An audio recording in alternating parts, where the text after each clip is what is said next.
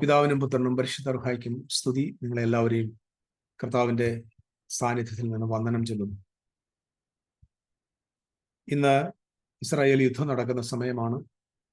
പശ്ചിമേഷ്യയിലെ വലിയ സംഘർഷം, യുദ്ധാരവങ്ങൾ, വെല്ലുവിളികൾ, പലവിധമായ ഭയാനകമായ കാര്യങ്ങൾ സംഭവിക്കുന്ന ഈ കാലത്ത് ഇതെല്ലാം വേദപുസ്തകത്തിൽ ഉണ്ടെന്നും ബൈബിളിന്റെ നിവൃത്തിയാണെന്നും ബൈബിൾ പ്രവചനങ്ങളുടെ നിവൃത്തിയാണ് എന്ന് വളരെ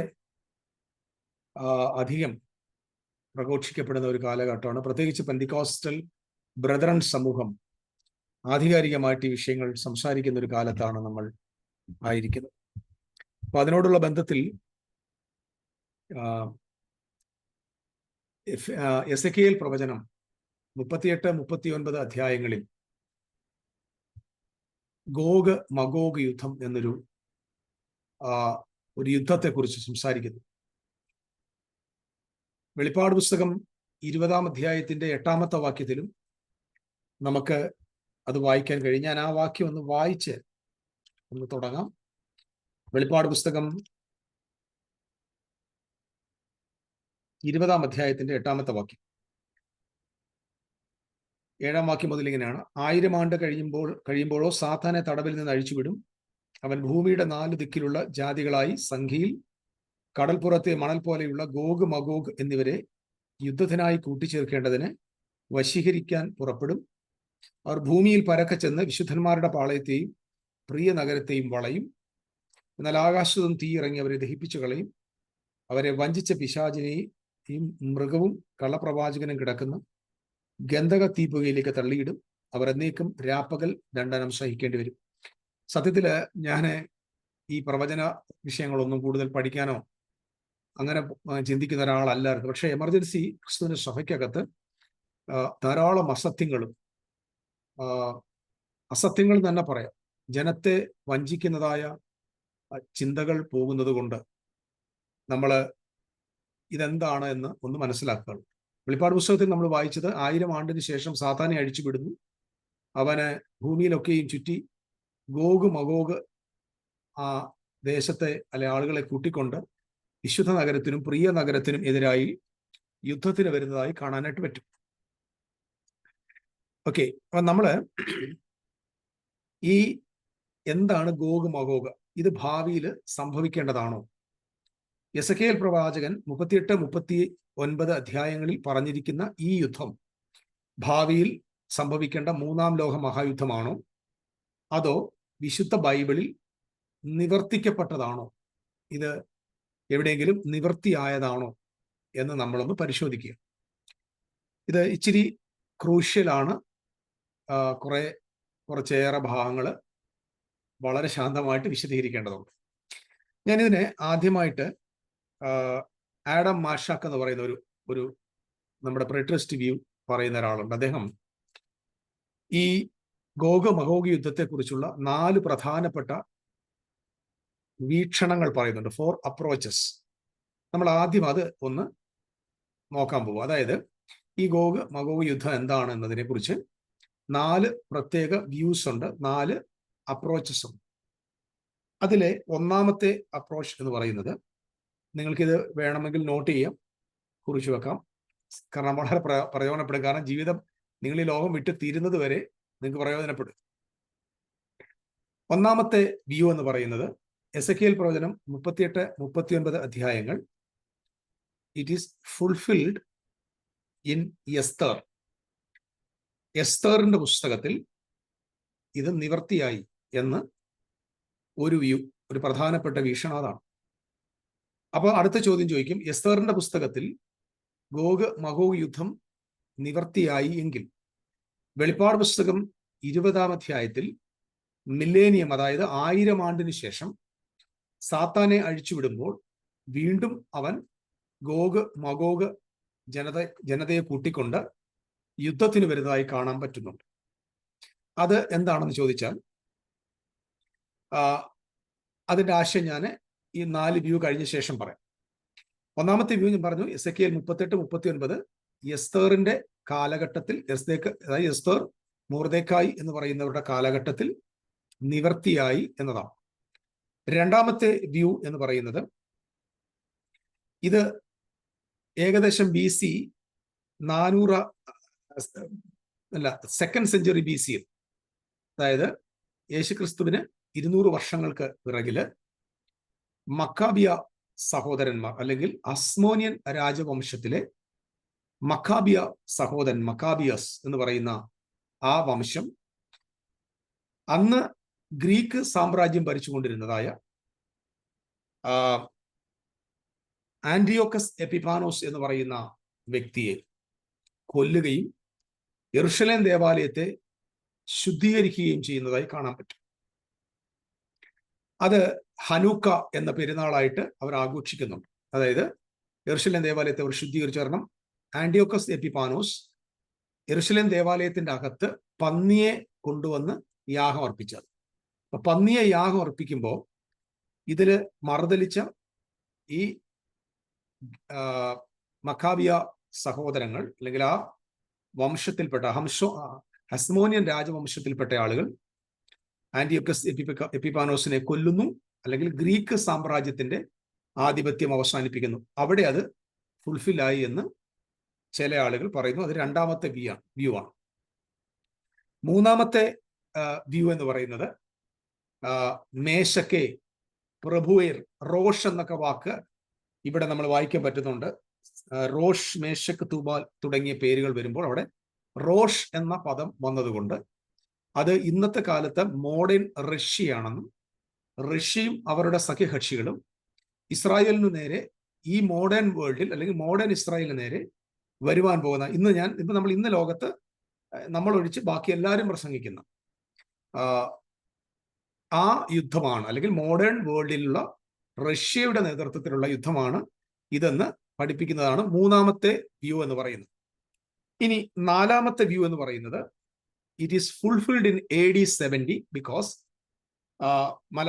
വെളിപ്പാട് പുസ്തകം 20-ാം അധ്യായത്തിൽ ഇതേ ഗോഗ് മഗോഗിന്റെ കാര്യം പറയുന്നത് കൊണ്ട് അത് വെളിപ്പാട് പുസ്തകത്തില് നിവർത്തി എന്ന, അതായത് വെളിപ്പാട് പുസ്തകത്തിന്റെ ഫുൾഫിൽമെന്റ് ആയ AD 70 യെരുശലേം ദേവാലയത്തിന്റെ ഫുൾഫിൽമെന്റ് ആയി കാണുകയും അത് അവിടെ സംഭവിച്ചു എന്ന് വിശ്വസിക്കുകയും ചെയ്യുന്ന നാല് വീക്ഷണങ്ങളുണ്ട്. ഞാൻ ഈ പറഞ്ഞ 4 നിങ്ങൾക്ക് മനസ്സിലായെന്ന് വിചാരിക്കും. 1 എസ്തറുടെ കാലത്ത്, 2 ആന്റിയോക്കസ് എപ്പിഫാനോസിന്റെ കാലത്തുള്ളത്, 3 ഇന്നത്തെ റഷ്യയിൽ നടക്കുന്ന, അല്ലെങ്കിൽ നമ്മുടെ സമകാലിക ലോകത്ത് 3-ാം ലോക മഹായുദ്ധമായി സംഭവിക്കേണ്ടതാണെന്ന് പഠിപ്പിക്കുന്നുണ്ട്. 4-മത്തത് AD 70 യെരുശലേം ദേവാലയത്തിലൂടെ ബന്ധത്തിൽ അത് നിവർത്തിയായി എന്ന് പറയുന്നു. എന്നാൽ നമ്മൾ പോകുന്നത് AD 70 ഈ യെരുശലേം ദേവാലയത്തോടുള്ള ബന്ധത്തിൽ ഈ ഗോഗ് മഗോഗ് എന്ന് പറയുന്ന യുദ്ധം പൂർണ്ണമായി എന്ന ചിന്തയല്ല.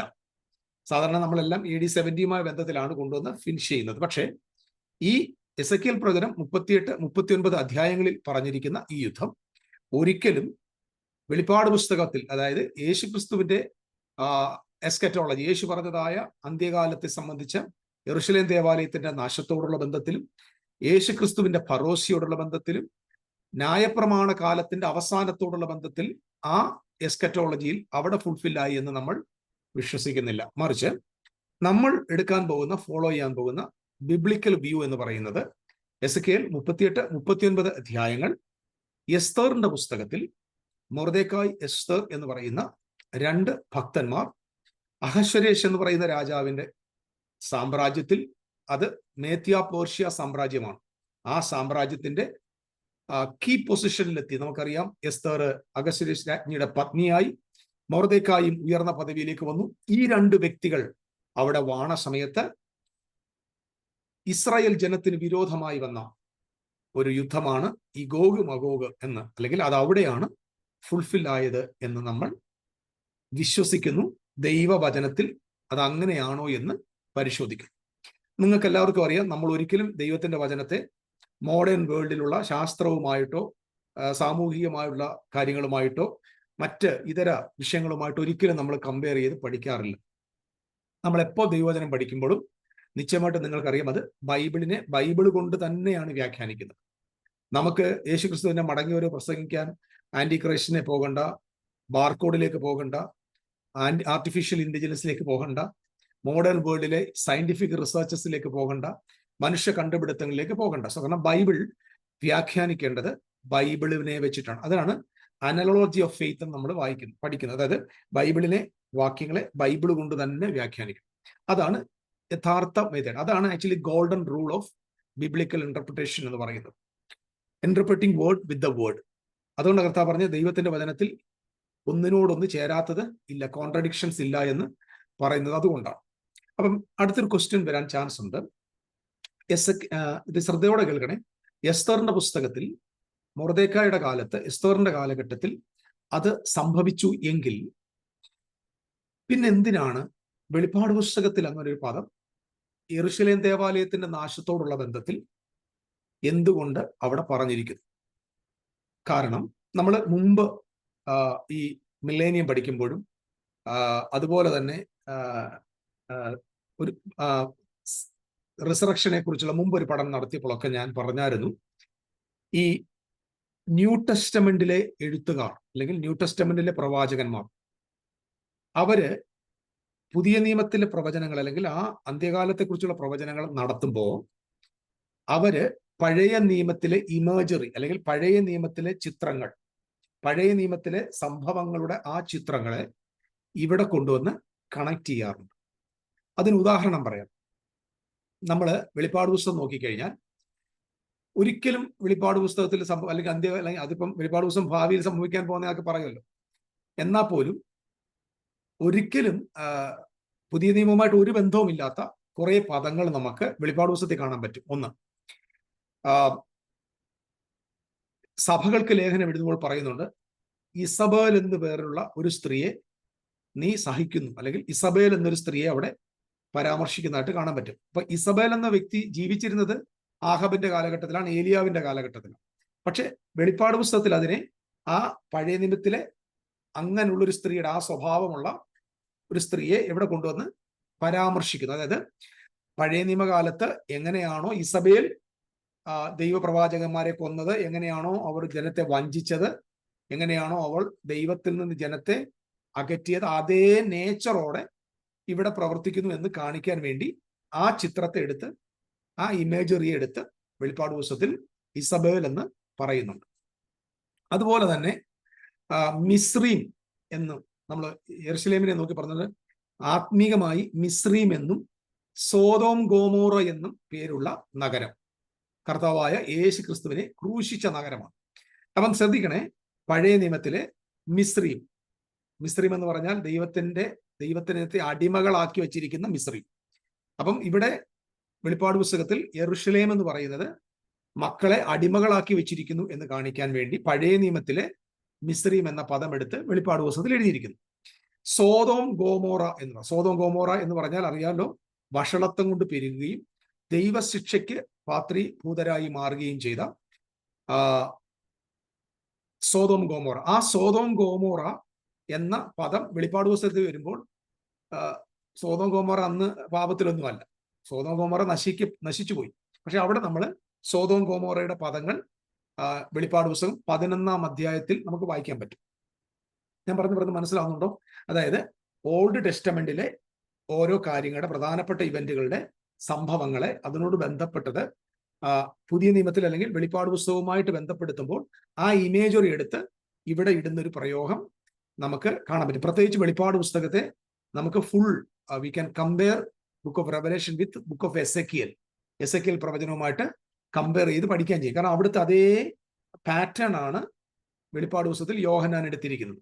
ഞാനിത് നിങ്ങൾക്ക് മനസ്സിലാക്കാൻ വേണ്ടി പറയാം. കാരണം നാളെ ഇനി വരാൻ പോകുന്നു എന്ന് പറയുമ്പോൾ എന്തുകൊണ്ട് വെളിപ്പാട് പുസ്തകത്തിൽ ഗോഗ് മഗോഗ് വന്നു എന്ന് പറയുമ്പോൾ, ഗോഗ് മഗോഗ് എന്ന് പറയുന്ന യുദ്ധം എസ്തറിന്റെ കാലഘട്ടത്തിൽ സംഭവിച്ചതുപോലെ അതിന് തത്തുല്യമായിട്ട് അല്ലെങ്കിൽ അതേ സ്വഭാവ സവിശേഷതയോടുകൂടെയാണ് വെളിപ്പാട് പുസ്തകത്തിലും ആ വരുന്ന യുദ്ധത്തെ കാണിക്കുന്നത്. അതുകൊണ്ടാണ് ആ ഇമേജറി എടുത്ത് ഇവിടെ ഇട്ട് എന്ന് ഞാൻ നിങ്ങൾക്ക് മനസ്സിലാക്കിക്കാൻ വേണ്ടി മറ്റു തെളിവുകളെ നിങ്ങളുടെ മുമ്പിൽ നിരത്തുകയാണ്. ഓക്കെ, ഇത്ര നിങ്ങൾക്ക് മനസ്സിലായെന്ന് വിശ്വസിച്ചു. അതുപോലെ തന്നെ ബാബിലോൺ, മർമ്മം മഹദിയ ബാബിലോൺ എന്ന് വെളിപ്പാട് പുസ്തകത്തിൽ 17-ാം അധ്യായത്തിലും 16, 18 വായിക്കാൻ പറ്റും. എന്തിനാ ഇവിടെ ബാബിലോണിനെ കൊണ്ടുവന്നത്? പഴയ നിയമത്തില് ബാബിലോൺ ജനത്തെ അടിമകളാക്കി വെച്ചിരുന്നു, വഷളത്വം പ്രവർത്തിച്ചു, ദൈവാലയത്തെ നശിപ്പിച്ചു. ഇങ്ങനെ ഒരുപാട് സ്വഭാവങ്ങൾ, ഒരുപാട് പ്രശ്നങ്ങൾ, ഒരുപാട് കാര്യങ്ങൾ പഴയ നിയമത്തിൽ ബാബിലോണോടുള്ള ബന്ധത്തിലുണ്ട്. അപ്പം ആ ഒരു സവിശേഷതയെ ഇവിടെ കൊണ്ടുവന്ന് കാണിക്കുമ്പോൾ യെരൂശലേമിനെ ബാബിലോണുമായിട്ട് ദൈവം എന്ത് ചെയ്യുക, കാണിക്കുകയാണ്. അപ്പൊ ബാബിലോണുമായിട്ട് കാണിക്കുക എന്ന് പറഞ്ഞാൽ മറ്റൊരു അർത്ഥം കൂടെ ഉണ്ട്.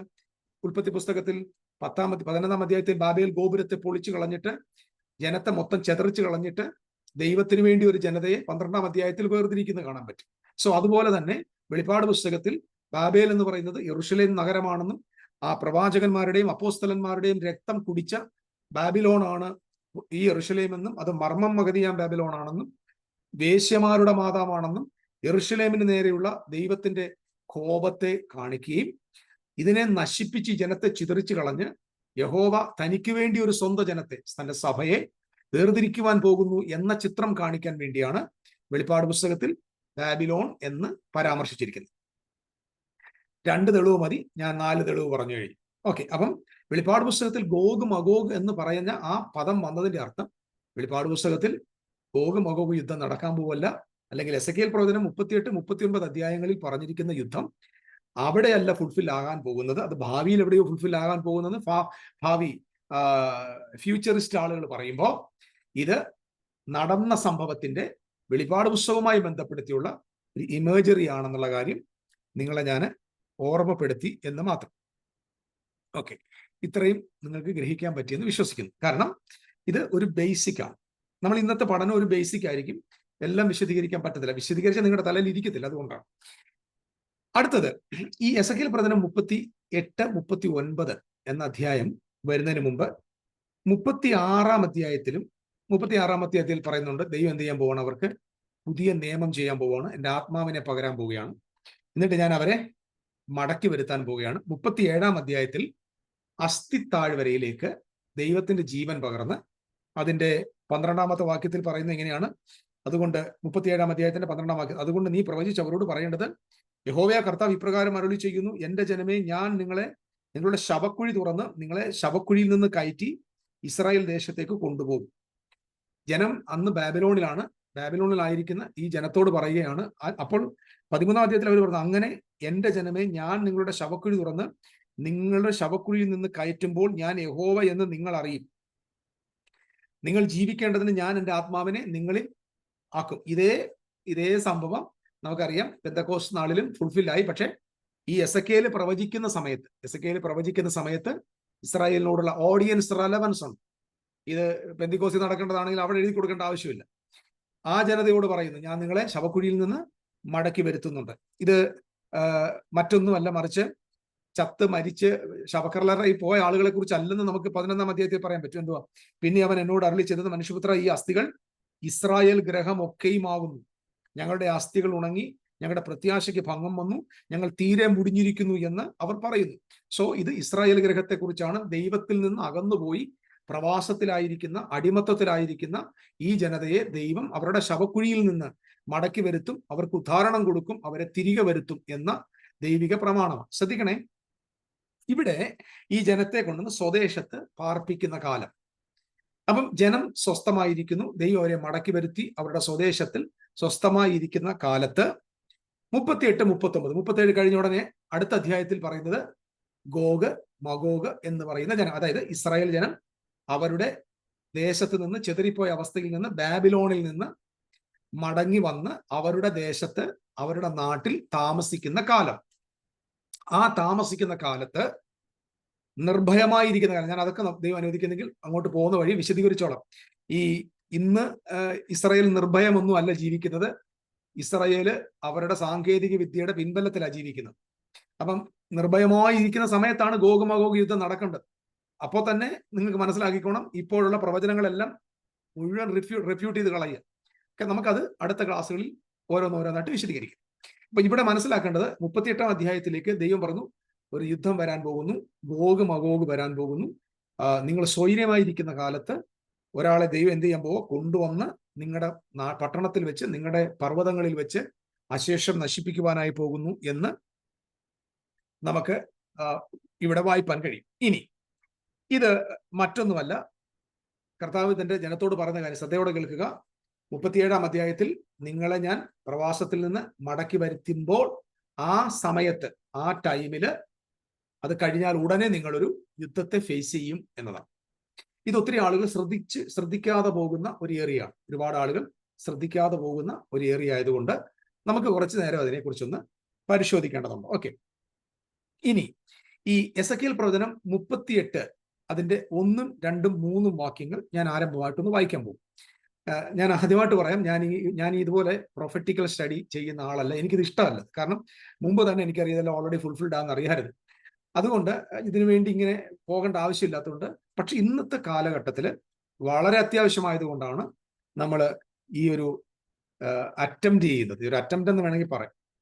കാരണം ഇത് ദൈവമക്കൾ, അറ്റ്ലീസ്റ്റ് ഈ കർത്താവ് ഇതെല്ലാം ചെയ്തു കഴിഞ്ഞു എന്ന് വിശ്വസിക്കുന്ന സമൂഹം ഇതുപോലുള്ള വഞ്ചനകളിൽ, ഈ ബ്രദറൻ പെൻഡക്കോസ്റ്റൽ അന്ത്യകാല ശാസ്ത്രജ്ഞന്മാരുടെ വഞ്ചനകളിൽ പോയി മുഴുവൻ ആളുകളും അങ്ങനെ അതാ വരുന്നു, ഇപ്പൊ തന്നെ സംഭവിക്കാൻ പോകുന്നു, അങ്ങനെ ഒരു ട്രോമയിലേക്ക്, ഒരു ടെററിലേക്ക്, ഭയത്തിലേക്ക് ജനത്തെ നടത്തുന്ന ഈ സാഹചര്യത്തിൽ നിന്ന് നിങ്ങൾ ഒഴിവാകാൻ, ഞാൻ ഈ പറയുന്നത് കേൾക്കുന്ന ആളുകൾക്ക് ബോധ്യമുണ്ടാകാൻ വേണ്ടി മാത്രമാണ് നമ്മൾ ഇങ്ങനെ ഒരു ശ്രമം നടത്തുന്നത്. ഓക്കെ, ഞാൻ 38-ാം അധ്യായത്തിന്റെ 1, 2, 3 വാക്യങ്ങൾ വായിക്കുകയാണ്. ഇവിടെ യഹോവയുടെ അരുളപ്പാട് എനിക്ക് ഉണ്ടായതെന്നാൽ മനുഷ്യപുത്ര ഹിസ്കീയേലിനെ വിളിക്കും, മനുഷ്യപുത്ര, റോഷ്, മേശക്, തൂബൽ എന്നിവയുടെ പ്രഭുവായ മഗോഗ് ദേശത്തിലെ ഗോഗിന് നേരെ നീ മുഖം തിരിച്ച് അവനെ കുറിച്ച് പ്രവചിച്ച് പറയേണ്ടത്. അപ്പം ഇതിനകത്തൊരു ഡിസ്ക്രിപ്ഷൻ നോക്കിയേ. റോഷ്, മേശക്, തൂബൽ എന്നിവയുടെ പ്രഭുവായ മഗോഗ് ദേശത്തിലെ ഗോഗിന് നേരെ നീ മുഖം തിരിച്ച് അവനെ കുറിച്ച് പ്രവചിച്ച് പറയേണ്ടത്. യഹോവയായ കർത്താവ് ഇപ്രകാരം അരുളി ചെയ്യുന്നു, റോഷ്, മേശക്, തൂബൽ എന്നിവയുടെ പ്രഭുവായ ഗോഗേ, ഞാൻ നിനക്ക് വിരോധമായിരിക്കുന്നു. ഞാൻ നിന്നെ വഴിതെറ്റിച്ച് നിന്റെ താടിയിൽ ചൂണ്ടൽ കൊടുത്തി നിന്നെയും നിന്റെ സകല സൈന്യത്തെയും കുതിരകളെയും ഒട്ടൊടിയാതെ സർവായുധം ധരിച്ച കുതിരച്ചേവകരെയും, എല്ലാം ശ്രദ്ധിക്കണം കേട്ടോ, കുതിര, വിമാനമൊന്നും അല്ല, മിസൈലും അല്ല, കുതിര. ഏൻഷ്യന്റ് വാറായത്. ഇത് നമ്മളിപ്പം പിറകാലേത് എങ്ങനെയാണ് ഇവരാളുകൾ വിശദീകരിക്കുന്നതെന്ന് ഞാൻ പറഞ്ഞോളാം. നിന്നെയും നിന്റെ സകല സൈന്യത്തെയും കുതിരകളെയും ഒട്ടൊടിയാതെ സർവായുധം ധരിച്ച കുതിരച്ചേവകരെയും ഒട്ടൊടിയാതെ വാള്, പരിച, പലക എടുത്ത് ഒരു മഹാസമൂഹത്തെയും അവരോടുകൂടെ ഒട്ടൊടിയാതെ പരിചയും തലക്കോരിയും ധരിച്ച പാർസികൾ, കൂശ്യർ, പൂത്യർ, ഗോമറും അവന്റെ എല്ലാ പടക്കൂട്ടങ്ങളും, വടക്ക് അറ്റത്തുള്ള തൊഗർമാഗ്രഹവും അതിന്റെ എല്ലാ പടക്കൂട്ടങ്ങളും എന്നിങ്ങനെ പല ജാതികളെയും നിന്നോടുകൂടെ പുറപ്പെടുമാറാക്കും, ഒരുങ്ങിക്കൊള്ളുക. നമ്മൾ ഇതേ കാര്യം തന്നെയാണ് വെളിപ്പാട് പുസ്തകത്തിൽ നമുക്ക് ഇതിന്റെ ഇമേജറിയിൽ വായിക്കാൻ പറ്റുന്നത്. അവിടെ നോക്കിക്കേ, ഈ 1000 ആണ്ട് കഴിഞ്ഞ ശേഷം അവനെ പുറപ്പെടുവിക്കുന്നുണ്ട്. പുറപ്പെടുവിച്ച ശേഷം പ്രിയ നഗരത്തെ വളയേണ്ടതിന് അവൻ ഭൂമിയുടെ 4 ദിക്കിലുള്ള ജാതികളായി സംഖ്യയിൽ കടൽപ്പുറത്തെ മണൽ പോലെയുള്ള ഗോഗ്, മഗോഗ് എന്നിവരെ യുദ്ധത്തിനായി കൂട്ടിച്ചേർക്കേണ്ടതിന് വശീകരിപ്പാൻ പുറപ്പെടും. ഭൂമിയുടെ 4 ദിക്കിലും പുറപ്പെടുന്നു, വശീകരിപ്പാൻ പുറപ്പെടും. അവർ ഭൂമിയിൽ പരക്കെ ചെന്ന് വായിച്ചാൽ കേൾക്കും പ്രപഞ്ചം മൊത്തം ഇങ്ങനെ കറങ്ങുമെന്ന് വിചാരിക്കും. പരക്കെ ചെന്ന് വിശുദ്ധന്മാരുടെ വളയത്തെയും പ്രിയ നഗരത്തെയും വളയും. അപ്പം ഇവിടെയും എല്ലാവരെയും യുദ്ധത്തിന് കൂട്ടിച്ചേർക്കുന്ന അതാ ഞാൻ പറഞ്ഞത്, ഇതൊരു ഇമേജറിയാണ്. ഒരുപാട് ജാതികളെ കൂട്ടിച്ചേർത്തിട്ട് നടത്തുന്ന ഒരു ഇമേജറി അവിടെ കാണിച്ചിരിക്കുന്നു. അതിലേക്ക് നമുക്ക് തൽക്കാലം ഇപ്പോഴും പോകേണ്ട ആവശ്യമില്ല. ഓക്കെ, ഇനി ഈ എസെക്കിയേൽ പ്രവചനത്തിൽ പറഞ്ഞേക്കുന്നത്, ഞാന് നിന്നെ ചൂണ്ടലിൽ കൊളുത്തി വരും, ഞാൻ നിനക്ക് വിരോധമായിരിക്കുന്നു. അപ്പൊ ശ്രദ്ധിക്കണം, ഇപ്പം ഇവര് പറയുന്നൊരു കാര്യം, അത് റഷ്യയാണ്. മേശക്ക് എന്ന് പറഞ്ഞാൽ, റോഷ് എന്ന് പറഞ്ഞാൽ റഷ്യയാണ്. റോഷ്, കാരണം ഈ റോഷ് എന്ന വാക്കിനകത്ത് റഷ്യ എന്നൊരു വാക്കുണ്ട്, അതാന്നാ പറയുന്നത്. ഇതിനെയൊക്കെ ഞാൻ ബിബ്ലിക്കൽ സ്കോളേഴ്സിന്റെ ഒക്കെ ഇപ്പോഴത്തെ മോഡേൺ ബിബ്ലിക്കൽ സ്കോളേഴ്സിന്റെ റൈറ്റിംഗ്സിൽ മനസ്സിലാക്കിയത്, അവർ പറയുന്നത് അതിന് നോൺസെൻസ് എന്ന് അവർ പറയും. നോൺസെൻസ്, അതായത് ഒരു റോഷ് എന്ന് പറയുന്നത് ഒരിക്കലും ഒരു സ്ഥലത്തിന്റെ പേരായിട്ട് എങ്ങും ബൈബിളിൽ ഇല്ല. റോഷ് ഹഷന്ന എന്ന് പറഞ്ഞാൽ എന്താ? Beginning of the new year, Rosh Hashanah. അപ്പം റോഷ് എന്ന് പറഞ്ഞാൽ ചീഫ്, ഹെഡ്, പ്രിൻസ്, ഇങ്ങനെയുള്ള അർത്ഥം. ഞാൻ അതിലേക്ക് നമുക്കിതിപ്പം പറഞ്ഞില്ല. റഷ്യയാണെന്ന് പറയുന്നു. അപ്പം ശ്രദ്ധിക്കണം, ഇവിടെ അങ്ങനെയെങ്കിൽ റഷ്യക്ക് നേരെ ദൈവത്തിന് ദേഷ്യമായെന്ന. റഷ്യയാണല്ലോ വരുന്നത്, ഇവരുടെ എല്ലാം പ്രഭുവായ ഗോഗേ. അപ്പൊ ഗോഗ് എന്നൊക്കെ പറയുന്നത് റഷ്യയാണെന്നാ പറയുന്നത്. റോഷിന്റെ ഹെഡിൽ അവനാണ് തല. ആ തലയായവനിന്റെ ഇത് പറയുന്നത് സഖ്യകക്ഷികളെല്ലാം കൂടെ ചേർന്ന് വരുന്നു.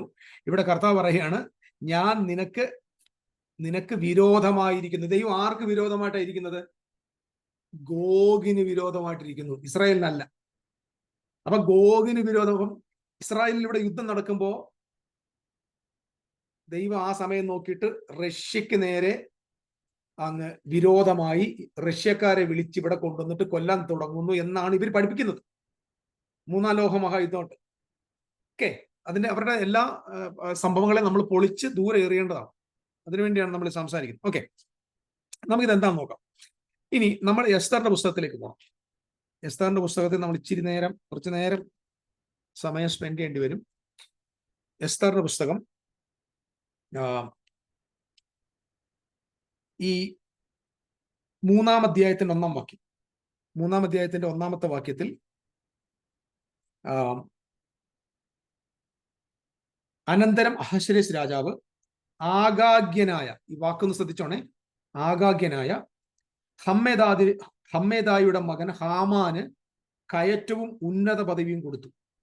അവന്റെ ഇരിപ്പിടം തന്നോടുകൂടെ ഇരിക്കുന്ന സകല പ്രഭുക്കന്മാരുടെയും ഇരിപ്പിടങ്ങൾക്ക് മേലായി വെച്ചു. രാജാവ് വാതുക്കലെ രാജഭൃത്യന്മാരൊക്കെയും ഹാമാനെ കുമ്പിട്ട് നമസ്കരിച്ച് രാജാവ് അവനെ സംബന്ധിച്ച് അങ്ങനെ കൽപ്പിച്ചിട്ടുണ്ടായിരുന്നു. എന്നാൽ മൊർദെഖായി അവനെ കുമ്പിട്ടില്ല, നമസ്കരിച്ചതുമില്ല. ഇവിടെ ഒരു മനുഷ്യനെ കാണുന്നു, ഹാമാൻ. ഈ ഹാമാൻ എന്ന് പറയുന്ന ആള് അഹശ്വേരോശ് രാജാവ്. അപ്പൊ ഇവരുടെ സാമ്രാജ്യത്തിന്റെ കാര്യം നമ്മൾ ആദ്യം ഒന്ന് മനസ്സിലാക്കണം. കൂഷ് ദേശം മുതൽ ഹിന്ദു ദേശം വരെ, നമ്മുടെ ഭാരതം വരെയുള്ള 127 സ്റ്റേറ്റുകൾ, രാജ്യങ്ങളുടെ ഒരു വലിയ സാമ്രാജ്യമായിരുന്നു അഹശ്വേരോശ് രാജാവിന്റെ മേത്യാപോർഷ്യ സാമ്രാജ്യം. ഭാരതം വരെ ഭരിച്ചിരുന്നു. അപ്പോ ആ 127 സംസ്ഥാനങ്ങളെ ഭരിക്കുന്ന, പ്രൊവിൻസൻസിനെ ഭരിക്കുന്ന ഒരു ഭയങ്കര സാമ്രാജ്യത്തിന്റെ അധിപനായിരിക്കുന്ന അഹശ്വേരോശ് രാജാവിന്റെ മുഴുവൻ പ്രഭുക്കന്മാരുടെയും മുകളിലായി, ഏറ്റവും ചീഫായി, സകല പ്രഭുക്കന്മാരുടെയും ചീഫ് ഓഫ് ദ പ്രിൻസായി ഹാമാനെ വാഴിച്ചു ഉയർത്തി എന്ന് നമ്മൾ ഇവിടെ വായിക്കുകയാണ്. ഈ ഗോഗ് മഗോഗ് എന്ന് പറയുന്ന എസെക്കിയേൽ 38-നകത്തുള്ള ഗോഗിന്റെ പ്രത്യേകത എന്ന് പറഞ്ഞാൽ, ഗോഗിന്റെ ആവശ്യം എന്ന് പറയുന്നത് ദൈവത്തിന്റെ ജനത്തിന്റെ ശത്രുവാകും. അതാ ദൈവമക്കൾക്കെതിരെ വരിക. അതാണല്ലോ ഗോഗ് ഇസ്രായേലിന് നേരെ ശത്രുവായിട്ട് വരുന്നു. നമ്പർ 1, അവൻ ഇസ്രായേലിന്റെ ശത്രുവായിട്ടാണ് കാണുന്നത് ഗോഗ്.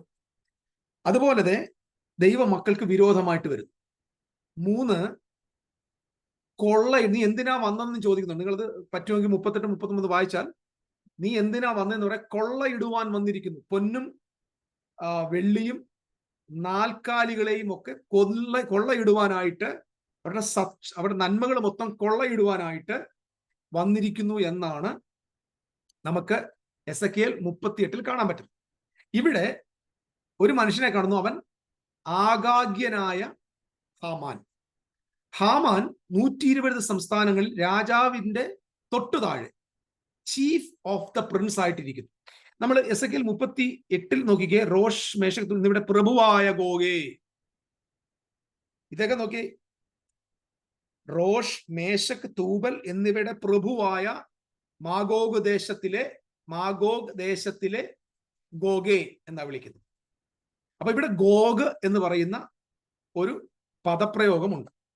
അദ്ദേഹം എല്ലാവരെക്കാളും എന്നിവയുടെ പ്രഭുവായിരിക്കുന്നു എന്ന് പറഞ്ഞു. അപ്പൊ നോക്കിയേ, നിങ്ങൾ എസ്തറിന്റെ പുസ്തകം 3-ാം അധ്യായത്തിൽ നോക്കിയേ, ഇവിടെ ഹാമാൻ എന്ന് പറയുന്ന ആള് എല്ലാ പ്രഭുക്കന്മാരെക്കാൾ ഉന്നത പദവിയിൽ, ഉയർന്ന സ്ഥലത്ത്, അവരുടെ എല്ലാം ഇരിപ്പിടത്തിന്റെ മുകളിൽ തന്നോടൊപ്പം, രാജാവിനോടൊപ്പം പ്രഭുക്കന്മാരുടെ ഇരിപ്പിടങ്ങൾക്ക് മീതെ. അപ്പം ഇവിടുത്തെ ടോപ്പ് പ്രിൻസ് ആരാണ്? Who is the Prince, chief Prince of that provinces? Haman. ഈ ഹാമാനും ഗോഗും എന്തൊക്കെയാണ് നമ്മൾ പുറകാലെ പഠിക്കാൻ പോകും. അപ്പൊ ഇവന്റെ ജോലി എന്താണ്? എസെക്കിയേൽ 38 അവൻ വന്നത് എന്തിനാണ്? കൊള്ളയിടാൻ. അല്ലാതെ എസെക്കിയേൽ പ്രവചനം 38 അധ്യായമാണ് ഇതിന്റെ ആധാരമെങ്കിൽ, അപ്പൊ അതിന് ഫ്യൂച്ചറിസ്റ്റിക് ആളുകൾ പറയുന്നുണ്ട് അത് കൊള്ളയിടാൻ വന്നിരിക്കുന്നു. അതെന്തിനെന്നറിയാമോ? കഴിഞ്ഞ ദിവസം പാസ്റ്റർ എം എ വർഗീസ് പറയുന്നത് കേട്ടത് ഇങ്ങനെയാണ്, അത് ചാവുകടലിലുള്ള മിനറൽസ്, ചാവുകടൽ എന്ന് പറയുന്ന ഒരു ഒരു ഒരു തടാകമുണ്ട് അവിടെ. അതായത് വെള്ളം വളരെ ഡെൻസിറ്റീവായിട്ടുള്ള ധാരാളം ധാതുക്കളുള്ള ഒരു ഒരു ഒരു തടാകം, അതിനെ കൊള്ളയിടാൻ വേണ്ടി വരും, അതിനെ വെള്ളം കോരിക്കൊണ്ടുപോകാൻ വരുമെന്നാണ് പറയുന്നത്. അപ്പം നിങ്ങൾ മനസ്സിലാക്കണം. അപ്പം റഷ്യക്ക് ഇനി മുമ്പോട്ട് പോകണമെങ്കിൽ കാശ് വേണം. അങ്ങനെ റഷ്യ എന്ത് ചെയ്യുക? ഇസ്രായേലിനെ കൊള്ളയിട്ടിട്ട് ചാവുകടലിലെ വെള്ളം എടുത്തുകൊണ്ട് പോകാനാ വരുന്നത്. പക്ഷെ ഇവിടെ എഴുതി വെച്ചിരിക്കുന്നത്, എസ്തേറിന്റെ പുസ്തകത്തിൽ വായിക്കുന്നത്, അവൻ കവർച്ച പങ്കിടുവാൻ, അവൻ എന്തിനു വന്നിരിക്കുന്നു ചോദിച്ചു. എസെക്കിയേൽ 38:11 പറഞ്ഞു, മതിലില്ലാത്ത ഗ്രാമങ്ങൾ ഉള്ള ദേശത്ത്, ശ്രദ്ധിക്കണം, എല്ലാം ശ്രദ്ധയോടെ വെക്കണം, ഞാൻ പിന്നെ വിശദീകരിച്ചിടാം. മതിലില്ലാത്ത ഗ്രാമങ്ങളുള്ള ദേശത്ത് ഞാൻ ചെല്ലും, കൊള്ളയിടേണ്ടതിനും കവർച്ച ചെയ്യേണ്ടതിനും ശൂന്യമായി കിടന്നിട്ട് വീണ്ടും നിവാസികളുള്ള സ്ഥലങ്ങൾക്ക് നേരെയും ജാതികളുടെ ഇടയിൽ നിന്ന് ശേഖരിക്കപ്പെട്ടു കന്നുകാലികളെയും ധനത്തെയും സമ്പാദിച്ചും ഭൂമിയുടെ മധ്യ വസിച്ചും ഇരിക്കുന്ന ജനത്തിന് നേരെ കൈ നീട്ടേണ്ടതിനും അവരുടെ സമ്പത്തുകൾ. താഴ്ത്തു വായിക്കുന്നു, നീ കൊള്ളയിടുവാൻ വന്നുവോ? കവർച്ച ചെയ്യുവാൻ, വെള്ളിയും പൊന്നും എടുത്തു കൊണ്ടുപോകുവാനും കന്നുകാലികളെയും ധനത്തെയും അപഹരിപ്പാനും ഏറ്റവും വലിയ കൊള്ള നടത്തുവാനും ആകുന്നുവോ നീ ഈ സമൂഹത്തെ കൂട്ടി? അപ്പം ഗോഗ് മഗോഗ് എന്തിനാ വരുന്നത്? പാലസ്തീൻ പ്രശ്നത്തിൽ ഇടപെടാനല്ല, അത് കൊള്ളയിടാനാണ് വരുന്നത്. എന്തൊക്കെ കൊള്ളയിടുന്നത്? പൊന്ന്, വെള്ളി, കന്നുകാലി. അപ്പം ഇസ്രായേലിലെ പൊന്നും വെള്ളിയും കന്നുകാലിയും കൂടെ കൊള്ളയിട്ടുകൊണ്ട് പോകാൻ റഷ്യ വരുമെന്നാണ് ഈ വചനം പറഞ്ഞേക്കുന്നത്. നമ്മളിപ്പോ അതൊക്കെ മാറ്റി കേട്ടോ. വെള്ളി മാറി, വെള്ളി വേറെയായി, പൊന്ന് വേറെയായി, വെള്ളിക്കും പൊന്നിനും ഒക്കെ പകരം ഇപ്പം ചാവുകടലിലെ വെള്ളമായി. അതായത് നമുക്ക് ഇഷ്ടമുള്ളതെല്ലാം നമ്മൾ അലിഗോറിക്കൽ ഇന്റർപ്രിറ്റ് ചെയ്യും. ആകാശം ഭൂമിയും ഒഴിഞ്ഞു പോകും വരെ എന്റെ വചനത്തിന് പള്ളിക്കോ പുള്ളിക്കോ നീക്കം വരുത്തുന്ന ബൈബിളുണ്ട്. അത് ലിറ്ററലായിട്ട് എടുക്കും. ലിറ്ററൽ. ആകാശം ഭൂമിയും നശിച്ചു പോകുന്നത് വരെ പ്രമാണമുണ്ട്. ആകാശം, സൂര്യൻ ഇരുണ്ടു പോകും, ചന്ദ്രൻ രക്തതുല്യമാകും, നക്ഷത്രങ്ങൾ അത്തിപ്പഴം പോലെ താഴെ വീഴും എന്ന വചനം ലിറ്ററലായിട്ട് എടുക്കത്തുള്ളൂ. ലിറ്ററലാ. പക്ഷേ സ്വർണവും വെള്ളിയും കന്നുകാലിയും ഓട്ടിക്കാൻ വരുന്ന ഗോഗ് മഗോഗിനെ എണ്ണ ഓട്ടിക്കാൻ വരുന്നെന്നും ചാവുകടലിലെ വെള്ളം ഓട്ടിക്കാൻ വരുന്നെന്നുമുള്ള കാര്യം പറഞ്ഞ് ഈ വചനത്തിൽ ലിറ്ററലായിട്ട് എടുക്കത്തില്ല. പിന്നെ അത് അലിഗോറിയാണ്. മനസ്സിലാവുന്നുണ്ടോ? ഇരട്ടത്താപ്പാണ് ഇത് മൊത്തം. കാരണം ഇതാണ് ഇതിനകത്ത് രസകരം. ഞാൻ കഴിഞ്ഞ ദിവസം പോസ്റ്റ് ചെയ്തായിരുന്നു, ഈ ഫുൾഫിൽഡ് ആയി പോയ പ്രവചനങ്ങളെ വീണ്ടും ഫുൾഫിൽമെന്റ് ആണെന്ന് പറയണമെങ്കിൽ അതൊരു ഭയങ്കരമാണ്, ഭയാനകമായിട്ട് ഇമ്പോസിബിൾ ആണ്. അവിടെ ഒരുപാട് കൺഫ്യൂഷൻസ് ഉണ്ട്. ഓക്കെ, ഞാനിവിടെ തിരിച്ചു വരിക. അപ്പം ഹാമാൻ എല്ലാറ്റിനേക്കാളും പ്രഭുവായിരിക്കുന്നത് ഞാൻ കാണിച്ചു. കൂടുതൽ ഡീറ്റെയിലേക്ക് നമ്മൾ പോകുന്നുണ്ട് കേട്ടോ. ഞാൻ ജസ്റ്റ് ഇൻട്രൊഡക്ഷൻ മാത്രമാണ് ഇന്നത്തെ ക്ലാസ്. കാരണം ഇതൊന്നും ഞാൻ ജീവിതത്തിൽ ഒരിക്കലും രണ്ടാമത് എടുക്കത്തില്ല. ഇതിൽ എന്നേക്കുമായിട്ട് ഒരിക്കൽ മാത്രം എടുക്കുന്നതാണ്. അതുകൊണ്ട് ഇത് സീരിയസ് ആയിട്ടങ്ങ് പറയുക. ഈ 3-ാം അധ്യായത്തിന്റെ 10-ാം വാക്യം നോക്കിക്കേ. 3-ാം അധ്യായത്തിന്റെ 10-ാം വാക്യത്തിൽ 9-ാം വാക്യത്തിൽ പറയുന്നു, രാജാവിന് സമ്മതമുണ്ടെങ്കിൽ അവരെ നശിപ്പിക്കേണ്ടതിന്, ഈ ജനത്തെ മൊത്തം നശിപ്പിക്കേണ്ടതിന് സന്ദേശം എഴുതി അയക്കണം. എന്നാൽ ഞാൻ കാര്യവിചാരന്മാരുടെ കയ്യിൽ 10,000 താലന്ത് വെള്ളി രാജാവിന്റെ ഭണ്ഡാരത്തിലേക്ക് കൊടുത്തയക്കാം. നോക്കിക്കോണേ, രാജാവിനോട് പറയാം, 10,000 താലന്ത് വെള്ളി ഞാൻ രാജാവിന് തരാം, ഈ ജനത്തെ നശിപ്പിക്കാനുള്ള ഒരു എഴുത്ത് രാജാവ് എനിക്ക് തരണം. എന്നിട്ട് പറയുന്നു കൊടുത്തയക്കാം എന്ന് പറഞ്ഞു. 10-ാം വാക്യം, അപ്പോൾ രാജാവ് തന്റെ മോതിരം കയ്യിൽ നിന്ന് ഊരി ആഗാഗ്യനായ ഹമ്മെദായുടെ മകനായി യഹൂദന്മാരുടെ ശത്രുവായ ഹാമാന് കൊടുത്തു. അത് തീർന്നില്ല. രാജാവ് ഹാമാനോട്, ഞാൻ ആ വെള്ളിയെയും ആ ജാതിയെയും നിനക്ക് ദാനം ചെയ്തിരിക്കുന്നു. അപ്പം നിനക്ക് സമ്പത്തും കിട്ടി, ജനത്തെയും കിട്ടി. എന്ന് പറയാൻ കൊള്ളയടിക്കാൻ ഫുൾ പെർമിഷൻ ആര് കൊടുത്തിരിക്കുന്നു? രാജാവ് കൊടുത്തിരിക്കുന്നു. മോതിര ഓരി കയ്യെ കൊടുത്തേക്ക്. കാര്യം മനസ്സിലാവുന്നുണ്ടോ? ഇനി നമ്മൾ ഇത് എന്താണെന്നൊന്ന് മനസ്സിലാക്കാൻ പോയി. ഇപ്പൊ ഞാൻ ഇത്രയും മനസ്സിലാക്കിയപ്പോൾ നിങ്ങൾക്ക് ഒന്നും പിടികിട്ടിട്ടില്ലെന്ന് എനിക്കറിയാം. അതെങ്ങനെ ഗോഗ് മഗോഗ് ഹാമാൻ ആകുന്നതെന്ന് നോക്കാം. ഇനി ഈ ഹാമാൻ ആരാണെന്ന 3-ന്റെ 1 പറഞ്ഞേക്കുന്നത്. അഹസ്വേരോസ് രാജാവ് ആഗാഗ്യനായ ഹമ്മെദായുടെ മകൻ ഹാമാൻ. അപ്പൊ ഹാമാൻ ആരുടെ മകനാ? ഹമ്മെദായുടെ മകൻ. ആ ഹമ്മെദ ആരാ? ആഗാഗ്യൻ.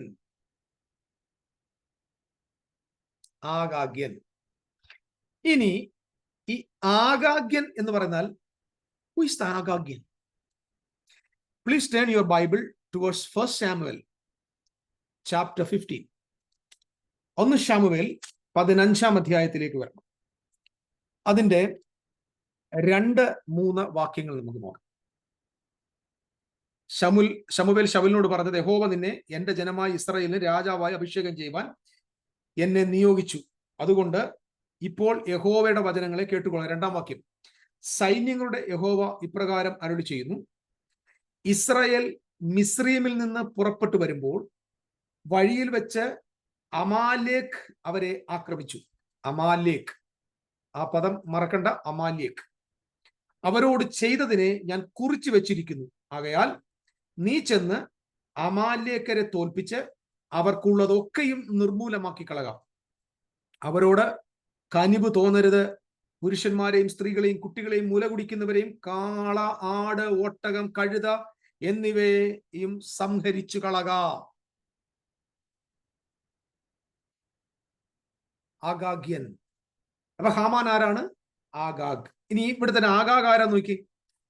അതിന്റെ തന്നെ 32-ാം വാക്യം, 32-33 വാക്യത്തിൽ 15-ാം അധ്യായത്തിലേക്ക് വരുമ്പോ, നീ വാളുകൊണ്ട് സ്ത്രീകളെ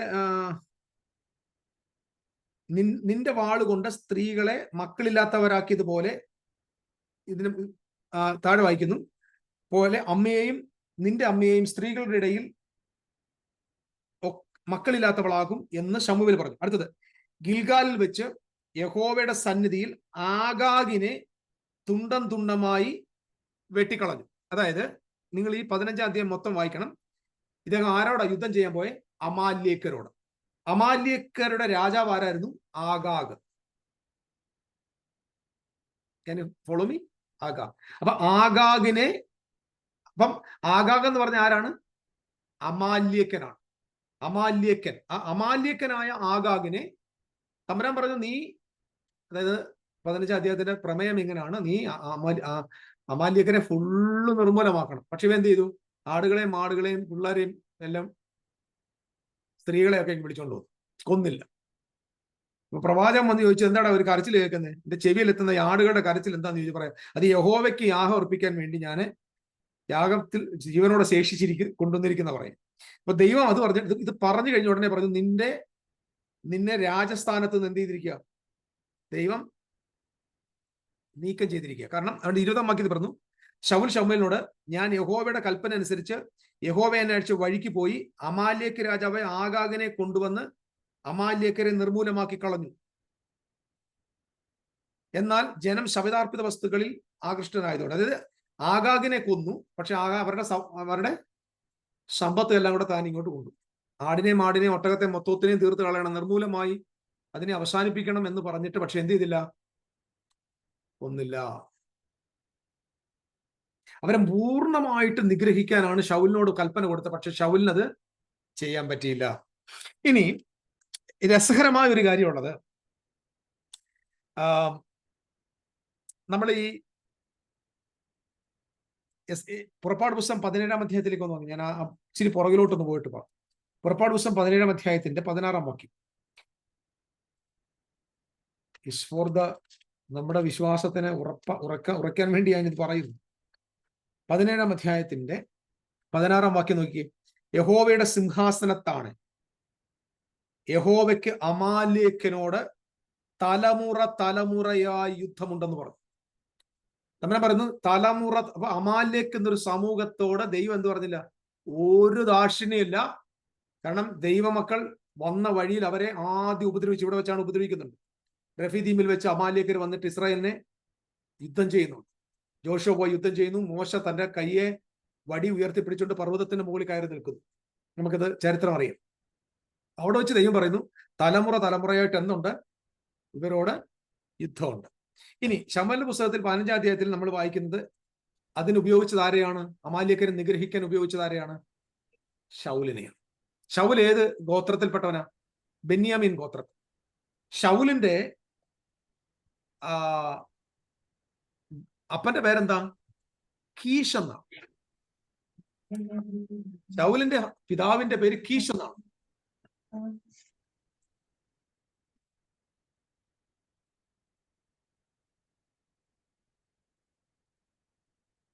ഓക്കെ, കീഷ്. ശ്രദ്ധിക്കണേ, കീഷിന്റെ മകനായി ബെന്യാമീൻ ഗോത്രക്കാരനായ ശൗൽ. ആ ശൗലിന്റെ നിയോഗം എന്താണ്? അമാലേക്കരെ നിർമൂലമാക്കണം, തീർത്ത് കളയണം. എന്നാൽ അമാലേക്കരെ അവൻ പരിപൂർണമായി കൊന്നില്ല. ആ അമാലേക്ക് രാജാവിന്റെ പേരെന്താണ്? ആഗാഗ്യൻ. ആഗാഗ് രാജാവ്. ഹാമാൻ ആരാണ്? ആഗാഗ്യനായ ഹാമാൻ. അപ്പൊ ആഗാഗ്യനായ ഹാമാൻ എന്ന് പറഞ്ഞാൽ ഈ ഹാമാൻ ഏത് വംശത്തിൽപ്പെട്ടവനാണ്? അമാലേക്ക് വംശത്തിൽപ്പെട്ടവനാണ്. ഈ അമാലേക്ക് വംശത്തിൽപ്പെട്ട ഇവനോട് എന്തുണ്ടാവുമെന്ന ദൈവം പറഞ്ഞത്? എന്നേക്കുമായി യുദ്ധം ഉണ്ടായിരിക്കും. ഇനി ശ്രദ്ധിക്കണേ, ദൈവത്തിന്റെ ഒരു ബ്യൂട്ടിഫുൾ ട്രൂത്ത് ഉണ്ട്. ഞാനിത് മുമ്പ് ഒരു പ്രാവശ്യം നമ്മൾ സ്പർശിച്ചു പോയതാണ്, എങ്കിലും just come to Genesis chapter 49. Genesis 49 പറഞ്ഞു. അവിടെ അതിന്റെ 27-ാം വാക്യം, ബെന്യാമീൻ കടിച്ചു കീറുന്ന ചെന്നായി, രാവിലെ അവൻ ഇര പിടിച്ച് വിഴുങ്ങും, വൈകുന്നേരത്ത് അവൻ കവർച്ച പങ്കിടും. രാവിലെ അവൻ ഇര പിടിച്ച് വിഴുങ്ങും, വൈകുന്നേരത്ത് അവൻ കവർച്ച പങ്കിടും. നമ്മുടെ ഇതിനു മുമ്പുള്ള നമ്മൾ അപ്പോസ്തലനായ പൗലുസിനെ കുറിച്ച് പഠിക്കുന്ന ഒരു സമയത്ത് അപ്പോസ്തല പ്രവൃത്തിയില് ഞാൻ അന്ന് നിങ്ങളോട് പറഞ്ഞായിരുന്നു, ബെന്യാമീൻ ഗോത്രത്തെ കുറിച്ച് നമ്മൾ കുറെ പഠിച്ചായിരുന്നു. ഇവിടെ ഈ വാക്കിന്റെ അർത്ഥം ഇത് യഥാർത്ഥത്തിൽ ബെന്യാമീൻ കടിച്ചു കീറുന്ന ചെന്നായി. ഞാൻ അതിന് മറ്റൊരു പാരഫ്രൈസ്ഡ് വേർഷൻ ഞാൻ പറഞ്ഞായിരുന്നു. ബെഞ്ചമിൻ റാവൻസ് എ വൂൾഫ് എന്നുണ്ട്. അവനൊരു ചെന്നായെ കടിച്ചു കീറുമെന്നാണ്. മനസ്സിലാവുന്നോ? കടിച്ചു കീറുന്ന ചെന്നായി എന്നല്ല, ചെന്നായെ കടിച്ചു കീറും. അപ്പൊ ആടുകളെ ഉപദ്രവിക്കാൻ വരുന്നതാണ് ചെന്നായി. ഞാൻ ദൈവം അനുവദിക്കുന്നെങ്കിൽ നമ്മുടെ സ്കൂളില് ഈ 12 ഗോത്രപിതാക്കന്മാരെ കുറിച്ചുള്ളൊരു പഠനമുണ്ട്. ബ്യൂട്ടിഫുൾ, അമേസിംഗ് ആണ്. അത് ഞാൻ ദിവസങ്ങളിൽ പ്രിപ്പയർ ചെയ്തുകൊണ്ടിരിക്കും. അവസരം ഉണ്ടാകുമ്പോൾ നമുക്കത് ചെയ്യാം. ബെന്യാമീൻ ഒരു കടിച്ചു കീറുന്ന ചെന്നായി എന്നാണ് മലയാളത്തിൽ. യഥാർത്ഥത്തിൽ നമ്മൾ അതിന്റെ ഹീബ്രുവില് ഒരു പഠനം ഞാൻ മനസ്സിലാക്കിയത് ഇങ്ങനെയാണ്: ബെന്യാമീൻ ചെന്നായെ കടിച്ചു കീറുമെന്ന്. അപ്പൊ ബെന്യാമീൻ ദൈവജനത്തിന് വിരോധമായി, വാട്ടുപറ്റത്തിന് വിരുദ്ധമായി വരുന്ന ചെന്നായെ കീറുന്ന ഒരു പ്രോഫസി എത്രയോ നൂറ്റാണ്ടുകൾക്ക് മുമ്പ് യാക്കോബ് പ്രവചനമായിട്ട് പറഞ്ഞേക്കോ ഈ ബെന്യാമീൻ ഗോത്രത്തെ കുറിച്ച്. ദൈവത്തിന്റെ പ്രോഗ്രാം പോയത് ആ പ്രോഫസിയുടെ ബേസിലാണ്. ബെന്യാമീൻ ചെന്നായെ കീറിക്കളയും. അതുകൊണ്ടാണ് സർവശക്തനാം തമ്പുരാൻ ഇസ്രായേലിന്റെ ആദ്യത്തെ രാജാവായി യഹൂദാഗ്രഹത്തിൽ നിന്നല്ല രാജാവിനെ തെരഞ്ഞെടുത്തത്. തോള് മുതൽ പൊക്കമേറിയ ശൗൽ എന്ന് പറയുന്ന ബെന്യാമീൻ ഗോത്രക്കാരനായ കീശിന്റെ മകനെയാണ് ഈ ചെന്നായെ കീറുവാനായി നിയോഗിച്ചത്, അഭിഷേകത്വം. പക്ഷേ ബെന്യാമീൻ ഗോത്രക്കാരനായ കീശിന്റെ മകനായ ശൗൽ ആ ചെന്നായെ കീറുന്നില്ല, കീറാതെ വിട്ടു. ആളുകളെ ശേഷിപ്പിച്ചു, ജീവനോടെ ശേഷിപ്പിച്ചു. തത്ഫലമായി അവന്റെ രാജസ്ഥാനത്ത് നീക്കം വന്നു. അതുകൊണ്ട് സർവശക്തൻ എന്ത് ചെയ്തു? അവിടെ സംഭവിച്ചതായ ആ തോൽവിയെ എസ്തറിന്റെ പുസ്തകത്തിൽ ദൈവം അതിനെ വീണ്ടും ട്രിഗർ ചെയ്ത് വീണ്ടും സംയോജിപ്പിച്ചു. എന്ന് പറഞ്ഞാൽ അവിടെ സംഭവിച്ച പരാജയത്തെ എസ്തറിൽ ദൈവം ജയമാക്കി മാറ്റി. കാരണം പ്രോഫസി ഈസ് ദേർ. എന്താ പ്രോഫസി? രാവിലെ അവൻ ഇര പിടിച്ച് വിഴുങ്ങും. അപ്പം ഇതിനെ മനസ്സിലാക്കട്ടെ. രാവിലെ ഇര പിടിച്ച് വിഴുങ്ങും, വൈകുന്നേരം കവർച്ച പങ്കിടും എന്ന് പറഞ്ഞൊരു പ്രവചനമാണ്. രാവിലെ ബ്രേക്ക്ഫാസ്റ്റ് കഴിക്കുന്നതല്ല. അതായത് ഇസ്രായേലിന്റെ ആദ്യത്തെ രാജാവായ ശൗൽ ഇസ്രായേലിന്റെ പ്രാരംഭകാലത്ത്, പ്രഭാതത്തിൽ, അവരുടെ തുടക്കത്തിൽ, അവരുടെ ആരംഭത്തിൽ, കനാൻ ദേശത്തുള്ളവരുടെ രാജഭരണത്തിന്റെ ആരംഭത്തിൽ ഇര പിടിച്ച് വിഴുങ്ങി. അതാണ് അമാലേക്കനുള്ള യുദ്ധമാണ്. ഇര പിടിച്ച് വിഴുങ്ങുക. ഒരു ചെറിയ തനിക്ക് വേണ്ടി ചെയ്തതാ. ഇപ്പൊ നമ്മൾ കഴിക്കുന്ന എന്തിനു വേണ്ടി? തനിക്ക് വേണ്ടി. അപ്പൊ ഞാൻ മനസ്സിലാക്കി ശൗൽ അവിടെ യുദ്ധം ചെയ്തത് തനിക്ക് വേണ്ടിയാണ്. എന്നിട്ട് പുള്ളി പറയുന്നുണ്ട്, യഹോവയ്ക്ക് വേണ്ടി ഞാൻ കുറെ ഉണ്ടായി കൊണ്ടുവന്നത്. അത് സത്യം പറഞ്ഞാൽ ഇവൻ കീറിക്കളയേണ്ടവൻ ഇപ്പൊ എന്ത് ചെയ്യുന്നു? ഇര പിടിച്ച് വിഴുങ്ങുക. ശൗലിന്റെ ജോലി അതിനെ കീറിക്കളയുക. പക്ഷെ ശൗല് ഈ കീറിക്കളയേണ്ടതിന് പകരം കീറിപ്പറിച്ചങ്ങ് തിന്നു. അതാണ് ബേസിക്കൽ, അതാണ് പ്രവചനം. അടുത്ത വാക്ക് പറഞ്ഞു, വൈകുന്നേരം അവൻ കവർച്ച പങ്കിടും. അത് ഫുൾഫിൽ ആയത് അമാലേക്ക് എന്ന ചെന്നായെ മൊർദെഖായിയും എസ്തേറും കൂടെ കീറിക്കളഞ്ഞപ്പോഴാണ്. ഇനി നമ്മൾ ഇതിനകത്ത് മനോഹരമായ ഒരു ട്രൂത്ത് കാണുന്നത്, എസ്തേറിന്റെ പുസ്തകത്തിലേക്ക് വന്നേ.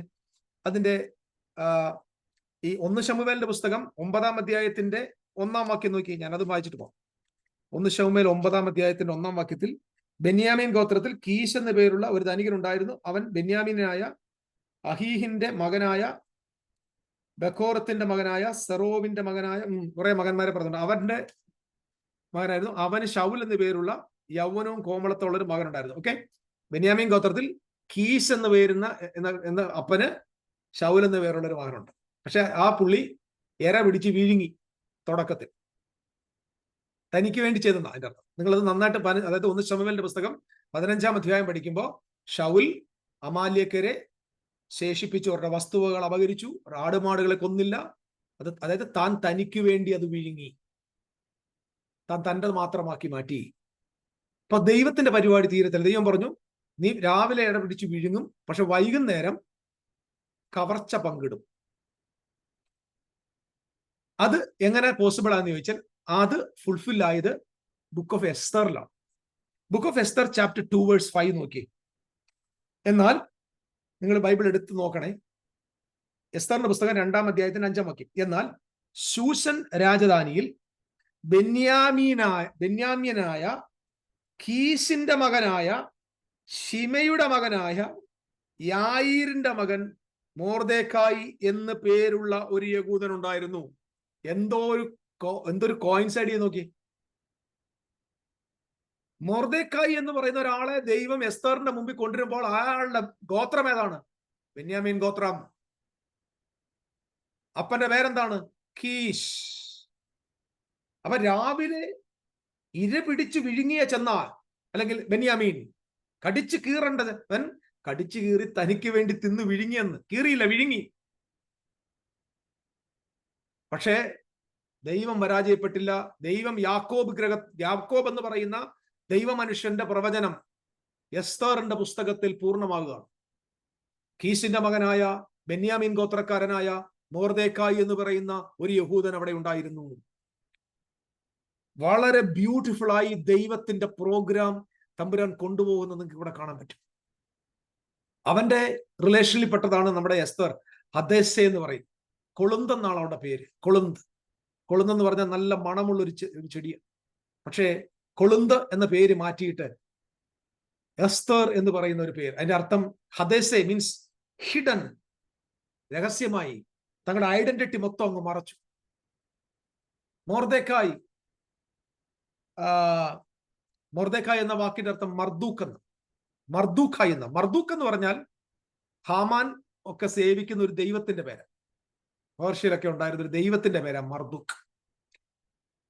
എനിക്ക് നോക്കിയേ, എസ്തർ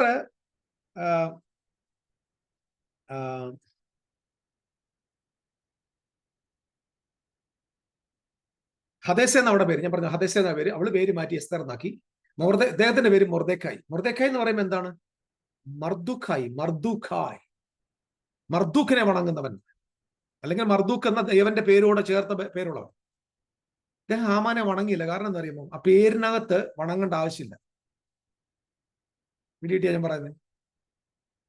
എടോ ഹാമാനെ, നീ വണങ്ങുന്ന ദൈവത്തിന്റെ നാമത്തെയാണ് ഞാൻ ധരിച്ചു. എന്റെ ഐഡന്റിറ്റി ഇപ്പൊ നിന്റെ അപ്പൻ, നിന്റെ ദൈവത്തിന്റെ ഐഡന്റിറ്റിയാണ്. അതുകൊണ്ട് ഞാൻ നിന്നെ വണങ്ങത്തില്ല. വേണമെങ്കിൽ നീ എന്നെ വണങ്ങണം. ഇതാണ് അതിന്റെ പിറകിലുള്ള സത്യം. മർദൂക്ക് എന്ന് പറയുന്ന ദേവനെ വണങ്ങുന്ന ഹാമാൻ ഒരിക്കലും മൊർദെഖായി വണങ്ങുമെന്ന് പ്രതീക്ഷിക്കരുത്. കാരണം ഹാമാൻ വണങ്ങുന്ന ദൈവത്തിന്റെ ഐഡിയിലാണ് മൊർദെഖായി എന്ന യഹൂദൻ അവിടെ നിൽക്കുന്നത്. ഇവർ രണ്ടുപേരും അവരുടെ ഐഡി മാറ്റി വെച്ചേക്കുക. കാരണം ഇവർക്ക് വൈകുന്നേരം എന്ന് പറഞ്ഞാൽ ഇതിന്റെ സമാപ്തിയിൽ കവർച്ച പങ്കിടുവാനുണ്ട്. അപ്പം ഉൽപ്പത്തി പുസ്തകം 49 അധ്യായത്തിന്റെ 27 വാക്യത്തിൽ യാക്കോബ് തന്റെ പുത്രനായ ബെന്യാമീനോട് പറഞ്ഞ പ്രവചനമാണ് ശൗൽ എന്ന് പറയുന്ന ബെന്യാമീൻ ഗോത്രക്കാരനായ രാജാവിന്റെ ജീവിതത്തിലും അതേ കീശ് എന്ന് പറയുന്ന ബെന്യാമീൻ ഗോത്രത്തിലെ കീശ് എന്ന് പറയുന്ന ആളിന്റെ മകനായ മൊർദെഖായിയുടെ ജീവിതത്തിലൂടെയും ഫുൾഫിൽ ആകും. എന്തിനാണ് ഫുൾഫിൽ ആയെന്നൊക്കെ നമുക്ക് പിന്നെ നമുക്കത് ചിന്തിക്കാവുന്നതേ ഉള്ളൂ. ഓക്കെ, ഞാൻ പറഞ്ഞത് എത്രയാണ് ഇത് മനോഹരം. ഓക്കെ, ശൗൽ കീഷിന്റെ മകൻ, മൊർദെഖായി കീഷിന്റെ മകൻ. This is A last attack എന്ന് പറഞ്ഞാൽ അവസാനത്തെ അറ്റാക്കാണ്. ഇതിന്റെ ശേഷം ഇത് കഴിഞ്ഞാണ് വൈകുന്നേരം ഒടുവിൽ ലാസ്റ്റ് ഈവനിങ്ങിൽ ഇത് പങ്കിടുമെന്ന്. നമുക്ക് ഇത് മനസ്സിലാക്കാൻ ഒരു വാക്യത്തിലേക്ക് ഒന്ന് പോകണം. സംഖ്യാപുസ്തകം 24 അധ്യായത്തിന്റെ 20 വാക്യം. സംഖ്യാപുസ്തകം 24 അധ്യായത്തിന്റെ 20 വാക്യത്തില് നിങ്ങൾ ശ്രദ്ധിച്ചു നോക്കിയേ. അവൻ അമാലേക്കിനെ നോക്കി സുഭാഷിതം ചൊല്ലിയത്, അമാലേക്ക് ജാതികളിൽ മുമ്പൻ.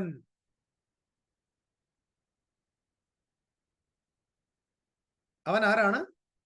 ജാതികളിൽ മുമ്പൻ. അമാലേക്ക് ജാതികളിൽ മുമ്പൻ.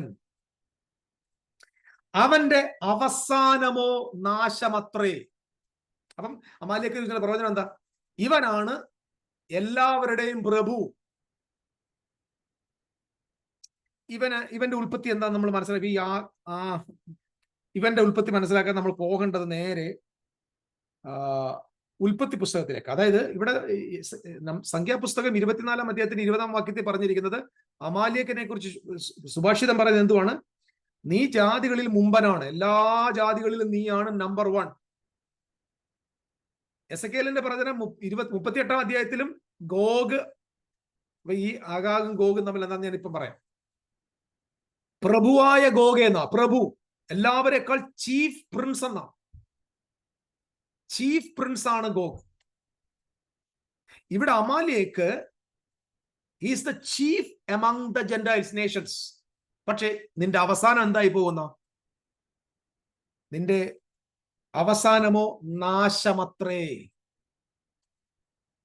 അതായത് അമാലേക്കിന്റെ പേര് അവിടെ അവസാനിക്കുക. എന്നേക്കുമായിട്ടുള്ള ഒരു അവസാനം അമാലേക്കിന് ഉണ്ടാകുമെന്ന് സംഖ്യാപുസ്തകത്തിൽ ദൈവത്തിന്റെ ദാസൻ മോശ പ്രവചിച്ചിരിക്കും. ഇനി നമ്മള് ഉൽപ്പത്തി പുസ്തകത്തിലേക്ക് വന്നേ. ഉൽപ്പത്തി പുസ്തകം 10 അധ്യായത്തിൽ നോഹയുടെ പുത്രന്മാരായ ഷേം, ഹാം, യാഫേദ് 1 വാക്യം മുതൽ എന്നിവരുടെ വംശപാരമ്പര്യമാവത് ജലപ്രളയത്തിന് ശേഷം അവർക്ക് പുത്രന്മാർ ജനിച്ചു. യാഫേദിന്റെ പുത്രന്മാർ, ശ്രദ്ധിക്കണേ, യാഫേദിന്റെ പുത്രന്മാർ ഗോമർ. നമ്മൾ എസെക്കേൽ 38 കാണാൻ പറ്റും. ഗോമർ, മാഗോഗ്, മദായി, യാവാൻ, തൂബൽ, മേശക്. നമ്മളത് എസെക്കേൽ കാണുന്നുണ്ട്. Tubal, Meshach, തീറാസ്. പിന്നെ താഴോട്ട് ഗോമറിന്റെ പുത്രന്മാർ അസ്തനാസ്, റീഫത്ത്, തൊഗർമ. ഇവിടെ 10 പേരെ കാണാൻ പറ്റും. 10 പുത്രന്മാരെ കാണാം. യാഫേദിൽ നിന്ന് വന്ന 10 പുത്രന്മാർ. ഇവരുടെ ടോപ്പിൽ നിൽക്കുന്ന ആരാ? ഗോമർ. ഗോമറിന്റെ തൊട്ട് താഴെ നിൽക്കുന്ന ആരാ? മാഗോഗ് ദേശത്തിലെ ഗോഗേ, പ്രഭുക്കന്മാരെ. നിങ്ങൾ ശ്രദ്ധിക്കണം, ഗോഗിനെ വിളിക്കുന്നത് മാഗോഗ്. ഇനി ഡ്യൂട്രോണമി ചാപ്റ്റർ 25, ആവർത്തന പുസ്തകം 25 അധ്യായത്തിന്റെ 29 വാക്യം കൂടെ ഒന്ന് വായിച്ചു. നമുക്ക് അവിടേക്ക് ഒന്ന് പോകണം. ആവർത്തന പുസ്തകം, ഗ്ലോറി ടു ഗോഡ്, 25 അധ്യായത്തിന്റെ 19 വാക്യം. ആകയാൽ നിന്റെ ദൈവമായ യഹോവ നിനക്ക് അവകാശമായി അടക്കുവാൻ തരുന്ന ദേശത്ത് ചുറ്റുമുള്ള നിന്റെ സകല ശത്രുക്കളെയും നിന്റെ ദൈവമായ യഹോവ നീക്കി നിനക്ക് സ്വസ്ഥത തന്നിരിക്കുമ്പോൾ നീ അമാലേക്കിന്റെ ഓർമ്മയെ ആകാശത്തിന്റെ കീഴിൽ നിന്ന് മായ്ച്ചു കളയണം. അത് പ്രധാനപ്പെട്ട ആവശ്യം. എപ്പോഴാണെന്നറിയാമോ? നിന്റെ ദൈവമായ യഹോവ നിനക്ക് അവകാശമായി അടക്കുവാൻ തരുന്ന ദേശത്ത് ചുറ്റുമുള്ള നിന്റെ സകല ശത്രുക്കളെയും നിന്റെ ദൈവമായ യഹോവ നീക്കി നിനക്ക് സ്വസ്ഥത തന്നിരിക്കുമ്പോൾ, എസെക്കിയേൽ 38 വായിക്കുമ്പോൾ ജനം സ്വസ്ഥമായിരിക്കുന്നു, മതിലില്ലാത്ത പട്ടണത്തിൽ പാർക്കുന്നു, സമാധാനത്തിൽ പാർക്കുമ്പോൾ നിന്റെ ദൈവമായ യഹോവ സ്വസ്ഥത തന്നിരിക്കുമ്പോൾ നീ അമാലേക്കിന്റെ ഓർമ്മയെ ആകാശത്തിന്റെ കീഴിൽ നിന്ന് മായ്ച്ചു കളയണം. ഞാൻ പറഞ്ഞത് മനസ്സിലാവുന്നുണ്ടോ നിങ്ങൾക്ക്? അമാലേക്ക് എന്ന് പറഞ്ഞ ആരാണ്? മാഗോഗ്, അഗാഗ്. ഓക്കെ, ഞാൻ ഒന്നുകൂടെ പറയാം. ഈ മൊർദെഖായി എന്ന് പറയുന്ന ആള് ഇസ്രായേലിന്റെ ആളായി നിൽക്കുന്നു. ഹാമാൻ എന്ന് പറയുന്ന ആള് അമാലേക്കിന്റെ പ്രതിനിധിയായി നിൽക്കുന്നു. ഇതാണ് ഇവിടുത്തെ പ്രധാന ചിത്രം. ഇനി ഈ സംഖ്യാപുസ്തകം 24-ന്റെ 7-ാം വാക്യത്തില് ഞാൻ ആ വാക്യം കൂടെ ഒന്ന് വായിക്കും. 24-ാം അധ്യായത്തിന്റെ 7-ാം വാക്യം ഇങ്ങനെ പറയുന്നുണ്ട്: അവൻ തൊട്ടികളിൽ നിന്ന് വെള്ളം ഒഴുകുന്നു, അവന്റെ തൊട്ടികളിൽ നിന്ന് വെള്ളം ഒഴുകുന്നു, അവന്റെ വിത്തിന് വെള്ളം ധാരാളം, അവന്റെ അരജൻ ആകാകിലും ശ്രേഷ്ഠൻ, അവന്റെ രാജത്വം ഉന്നതം തന്നെ. ഇത് നിങ്ങൾ നമ്പേഴ്സ് ചാപ്റ്റർ 24:7. അവന്റെ അരജൻ ആകാകിലും ശ്രേഷ്ഠൻ, അവന്റെ രാജത്വം ഉന്നതം തന്നെ.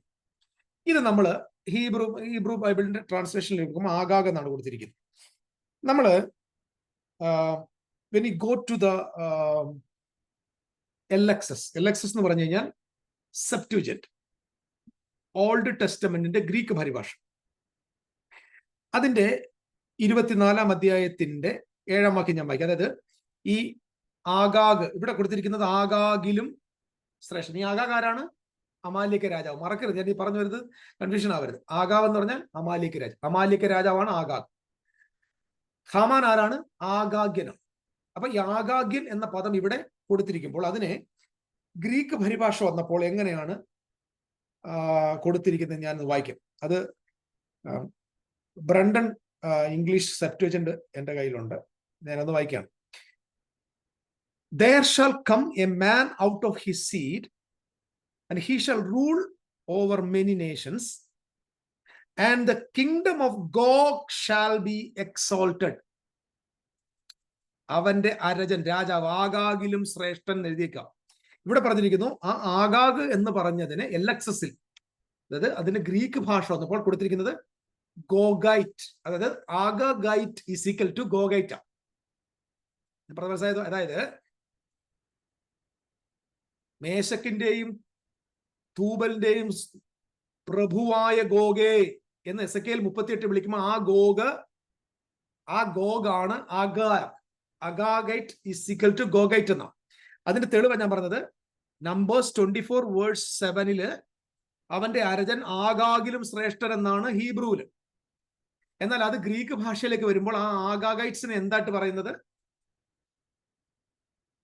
The kingdom of God shall be exalted. അപ്പം Agag is equal to Gog എന്നാണ്. കൺഫ്യൂഷൻ ഒന്നുമില്ലല്ലോ. Agagites is equal to Gogites in LXS. അപ്പൊ ഈ ആഗാഗ്യൻ എന്ന് പറഞ്ഞാൽ അർത്ഥം ഗോഗ്യൻ എന്നാണ്. ഗോഗും ആഗോഗും ബൈബിളിലെ പല സ്ഥലങ്ങളില് ഒരേ അർത്ഥത്തില് ഉപയോഗിക്കപ്പെട്ടിട്ടുണ്ട്. അപ്പം ഗോഗ് എന്ന് പറഞ്ഞാൽ ആരെ കുറിച്ചാണ്? ആഗാഗിനെ കുറിച്ചാണ്. ഹാമാൻ ഏത് വംശത്തിൽപ്പെട്ടവനാണ്? ആഗാഗ്യൻ. ഐ ഹോപ്പ് നിങ്ങൾക്ക് ഞാൻ പറഞ്ഞത് വ്യക്തമായി വിശ്വസിക്കുന്നു. ഓക്കെ, അപ്പം ഈ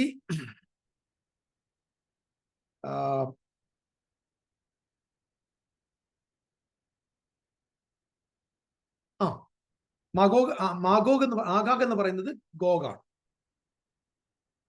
ഹമാൻ എന്ന് പറയുന്നത് ആഗാഗ്യൻ.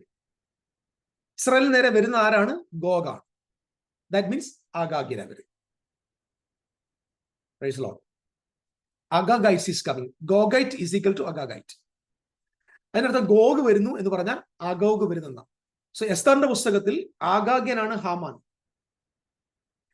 എസെക്കിയേൽ പുസ്തകത്തിലെ ഗോഗ്, എസ്തറിന്റെ പുസ്തകത്തിൽ ആരാണ്? അഗാഗ്യൻ. എപ്പോഴാണ് ഈ അമാലിക്കരെ നശിപ്പിച്ചു കളയേണ്ടത്? സ്വസ്ഥമായിരിക്കുന്ന സമയത്ത്. എസ്തറിന്റെ സമയത്ത് ഇസ്രായേൽ ജനം ഏറ്റവും വലിയ സ്വസ്ഥതയിൽ ജീവിച്ചിരുന്ന കാലത്താണ് ഈ ആഗാഗ്യനായ ഹാമാന്റെ വംശമായ അമാല്യക്കരെ നിർമൂലമാക്കേണ്ടതായ സന്ദർഭം. പിക്ചർ മൊത്തം ഞാൻ പറഞ്ഞു തന്നു. ശൗലിനെ കൊണ്ട് അത് ചെയ്യാൻ പറ്റിയില്ല. പക്ഷേ അതേ ബെന്യാമിൻ ഗോത്രത്തിൽ കീഷിന്റെ മകനായ മൊർദെഖായിയെയും എസ്തറിനെയും ദൈവം ഈ പ്രോഗ്രാമിനായി തെരഞ്ഞെടുത്തു. കാരണം ഉൽപ്പത്തി 49:27 യാക്കോബ് പറഞ്ഞിരിക്കുന്നതായ പ്രവചനം എന്താണ്? അവൻ രാവിലെ ഇര പിടിച്ച് വിഴുങ്ങും, വൈകുന്നേരം കവർച്ച പങ്കിടും. ഓക്കെ, ഇനി ഞാൻ ഒരു കാര്യം കൂടെ മാത്രം പറഞ്ഞ് നമ്മുടെ ഇന്നത്തെ സെഷൻ നിർത്താം. ഈ വന്ന ആളുകൾ, അതായത് അമാല്യക്ക്, റഷ്യയെ എല്ലാവരും റഷ്യയാണെന്നാ പറയുന്നത്. റഷ്യയാണ്. റഷ്യയെക്കുറിച്ച്, റഷ്യ എന്നൊരു വേർഡ് പോലും ബൈബിളിലില്ല. പക്ഷെ നമ്മളത് റഷ്യ ആക്കും. നമുക്ക് അങ്ങനെ ആക്കിയേ പറ്റത്തുള്ളൂ. കാരണം നമ്മുടെ സിസ്റ്റം നിലനിന്ന് പോകണമെങ്കിൽ നമ്മൾ റഷ്യയെ കൊണ്ടുവന്നേ പറ്റും. ഞാൻ ഇന്ന് ഒറ്റ കാര്യം കൂടെ മാത്രം പറഞ്ഞ് വിടാം. ഇപ്പൊ തന്നെ നമുക്ക് ഏറെക്കുറെ എന്തെങ്കിലും ഗ്രഹിച്ചെന്ന് ഞാൻ വിശ്വസിക്കുന്നു. എസെക്കിയേൽ ചാപ്റ്റർ 38 17 വാക്യം ഒന്ന് വായിക്കണം. ഞാൻ ഇതിന് മുമ്പുള്ള വാക്യമൊക്കെ നമുക്ക് അടുത്ത സെഷൻസിൽ പറഞ്ഞോളാം. കാരണം ഇതൊരു ഒന്ന് മനസ്സിലാക്കിക്കാൻ വേണ്ടി. ഈ എസെക്കിയേൽ 38:17 യഹോവയായ കർത്താവ് ഇപ്രകാരം അരുളിച്ചെയ്യുന്നു, ഞാൻ നിന്നെ ഇസ്രായേലിന് വിരോധമായി വരുത്തും എന്ന് പണ്ടത്തെ കാലത്ത്, ശ്രദ്ധിക്കണേ, പണ്ടത്തെ കാലത്ത് അനേക സംവത്സരങ്ങളായി പ്രവചിച്ചു പോന്ന നമ്മുടെ പ്രവാചകന്മാരായ എൻ്റെ ദാസന്മാർ മുഖാന്തരം ഞാൻ അന്ന് അരുളി ചെയ്തത് നിന്നെ കുറിച്ചല്ലയോ? ഇതൊരു വല്ലാത്ത ചോദ്യം. ഇത് 3-ാം ലോക മഹായുദ്ധമാണെന്നും ഇത് റഷ്യയാണെന്നും പറയുന്ന ആച്ചാച്ചന്മാരെ ഇച്ചിരി ബുദ്ധിമുട്ടിക്കും, വെള്ളം കുടിപ്പിക്കും ഈ വാക്യം. കാരണം എന്നറിയാമോ? ഈ ഗോഗിനെ കുറിച്ച്, ഈ യുദ്ധം ചെയ്യാൻ വരുന്നവനെ കുറിച്ച് ദൈവം പറയുകയാണ്, നിന്നോട് പറയുന്നു, ഞാൻ നിന്നെ ഇസ്രായേലിന് വിരോധമായി വരുത്തുമെന്ന് പണ്ടത്തെ കാലത്ത്, പണ്ട് മുതലേ അനേക സംവത്സരങ്ങളായി പ്രവചിച്ചു പോന്ന അവരുടെ പ്രവാചകന്മാരായ എൻ്റെ ദാസന്മാർ മുഖാന്തരം ഞാൻ അരുളി ചെയ്തത് നിന്നെ കുറിച്ചല്ലയോ? അപ്പൊ ഈ ഗോഗിനെ കുറിച്ച് ഒരുപാട് പ്രവാചകന്മാർ ഒരുപാട് സംവത്സരങ്ങളായി പ്രവചിച്ചിരുന്നു എന്ന്, ആ പ്രവചിച്ചവൻ നീയല്ലയോ എന്ന് സൈന്യങ്ങളുടെ ദൈവമായ യഹോവ ചോദിക്കുകയാണ്. റഷ്യയെക്കുറിച്ച് ആരാ പ്രവചിച്ചത്? ആരാ റഷ്യയെക്കുറിച്ച് പ്രവചിച്ചത്? റഷ്യ എന്നൊരു വാക്ക് പോലും ഏൻഷ്യന്റ് വേർഡ്. ഞാൻ മൈക്കിൾ ഹെയ്സറിന്റെ ഒരു കൊട്ടേഷൻ വായിച്ചപ്പോൾ പിള്ളേർ, ഈ ഏൻഷ്യന്റ് വേർഡിൽ ഈ റോഷ് എന്ന വാക്കിൽ നിന്നാണ് ഈ റഷ്യ. നമ്മൾ അങ്ങനെ ആണല്ലോ, ഒരു അക്ഷരത്തിൽ പിടിച്ചിട്ടാണ് നമ്മൾ ഉപദേശം ഉണ്ടാക്കുന്നത്. റഷ്യ. അത് മനസ്സിലാക്കിയിട്ട് ഈ ഫ്യൂച്ചറിസ്റ്റിക് ആളുകൾ എന്ത് പറയാം, റൂസ് എന്നാക്കി. ഞാൻ ഈ ട്രംഫറ്റ് മാഗസിനകത്ത് വായിച്ചു, റൂസ്, അതായത് റഷ്യയുടെ പഴയ പേര് റൂസ് എന്ന. അപ്പം റോഷ് എന്നതിനകത്തെ ആദ്യത്തെ 3 അക്ഷരം കിട്ടി. ഇങ്ങനെ ഒരു വേർഡ് പ്ലേ ഒക്കെ ചെയ്യുന്നുണ്ട്. നമുക്ക് അടുത്ത ദിവസം അത് വിശദീകരിക്കാം. അപ്പൊ ഇവിടെ ഈ ഗോഗിനെ കുറിച്ച് ഒത്തിരി പ്രവാചകന്മാർ അനേക വർഷങ്ങളായി പ്രവചിച്ചിരുന്നു എന്നും, ആ പ്രവചിച്ചവൻ നീ അല്ലയോ എന്നാ കർത്താവ് ചോദിക്കുന്നു. അപ്പൊ ഈ ഗോഗിനെ കുറിച്ച് എത്ര പേര് ആരൊക്കെ പ്രവചിച്ചിട്ടുണ്ടെന്ന് നമ്മളൊന്ന് നോക്കാനായിട്ട് പോകും. ഞാൻ അതിന്റെ ആദ്യം ഈ LXS അതൊന്ന് വായിക്കാം. ഈ 38:17. Just want to read that in Ezekiel chapter 38 verse 17. ശ്രദ്ധിക്കണേ. God said the Lord God to Gog. ആ ഗോഗ് ആരാണ്? അഗാഗ്. ഞാൻ നേരത്തെ പറഞ്ഞ ആഗാഗും ഗോഗും ഒന്നാണ്, രണ്ടല്ല. ഇത് രണ്ടും അമാല്യക വംശമാണ്. The word he concerning who I spoke in the former time by the hand of my servants and prophets of Israel in those days and years that I would bring thee up against them. ഞാൻ നിനക്ക് നേരെ വരുത്തുമെന്ന് ഗോഗിനോട് സംസാരിക്കുന്നതായിട്ട് നമുക്ക്, അത് ഞാൻ ഗോഗിനോടാ സംസാരിക്കുന്നത് പറയാൻ വേണ്ടിയാണ് ഈ വാക്യം വായിച്ചത്. അതായത് അത് LXS വായിച്ചത്. ഇനി ആരൊക്കെ ഇതിനെക്കുറിച്ച് പറഞ്ഞിട്ടുണ്ടെന്ന് നോക്കാം. ഒന്നാമത് മോശ പ്രവചിച്ചു. നിങ്ങളിത് നോട്ട് ചെയ്തു. പുറപ്പാട് പുസ്തകം 17-ാം അധ്യായം നേരത്തെ നമ്മൾ വായിച്ചു. അതിന്റെ 16-ാം വാക്യം, മോശയിലൂടെ ദൈവം പ്രവചിക്കുന്നു, യഹോവയുടെ സിംഹാസനത്താണ് യഹോവയ്ക്ക് അമാലേക്കിനോട് തലമുറ തലമുറയെ യുദ്ധമുണ്ടെന്ന് പറഞ്ഞു. ഇത് ഇസ്രായേൽ മിസ്രയീമിൽ നിന്ന് ഇറങ്ങി തിരിച്ച നാളിൽ ആദ്യത്തെ പ്രവചനം. 2 സംഖ്യാപുസ്തകം അതിന്റെ 24-ാം അധ്യായത്തിന്റെ 20-ാം വാക്യം. അതിനുശേഷം ബിലയാം പുറപ്പെട്ട് അവന്റെ സ്ഥലത്തേക്ക് പോയി. 24-ന്റെ 20-ാം വാക്യം. അവൻ അമാലേക്കിനെ നോക്കി സുഭാഷിതം ചൊല്ലിയത്, അതായത് ബാലാം പ്രവചിക്കുക. മോശ പ്രവചിച്ചു. 2 ബാലാം എന്ന് പറയുന്ന ബിലയാം എന്ന് പറഞ്ഞ പ്രവാചകൻ പ്രവചിക്കുക. അമാലേക്ക് ജാതികളിൽ മുമ്പൻ, പക്ഷെ അവന്റെ അവസാനമോ നാശമത്രേ. 2-ാമത്തെ പ്രവചനം. ശമൂവേലിന്റെ പുസ്തകം 1 ശമൂവേല് 15-ാം അധ്യായത്തിന്റെ 1 മുതൽ 3 വരെയും 17 മുതൽ 23 വരെയും ശമൂവേല് ശൗലിനെ നോക്കി പ്രവചിക്കുന്നു, നീ അമാലേക്കരെ അശേഷം മുടിച്ചു കളയണം. ശമൂവേല് ആ വിഷയം പ്രവചിച്ചു. ന്യായാധിപന്മാരുടെ പുസ്തകത്തിൽ 5-ാം അധ്യായത്തിന്റെ 14-ാം വാക്യം. ഞാൻ റെഫറൻസ് മാത്രം പറഞ്ഞു വിടുക. കാരണം അനേക സംവത്സരങ്ങളായി പണ്ടേ കാലത്ത് പ്രവാചകന്മാർ നിന്നെക്കുറിച്ചല്ലേ പ്രവചിച്ചു എന്നത് ഗോഗിനോട് നോക്കി പറയുമ്പോൾ ഇത് ആഗാഗ്യനാണെന്നും അത് അമാലിക്കിനെ കുറിച്ചാണെന്നുള്ളത് വ്യക്തമാണ്. It's not talking about Russia. 5-ാം അധ്യായത്തിന്റെ 14-ാം വാക്യത്തിൽ ഇങ്ങനെ പറയുന്നു,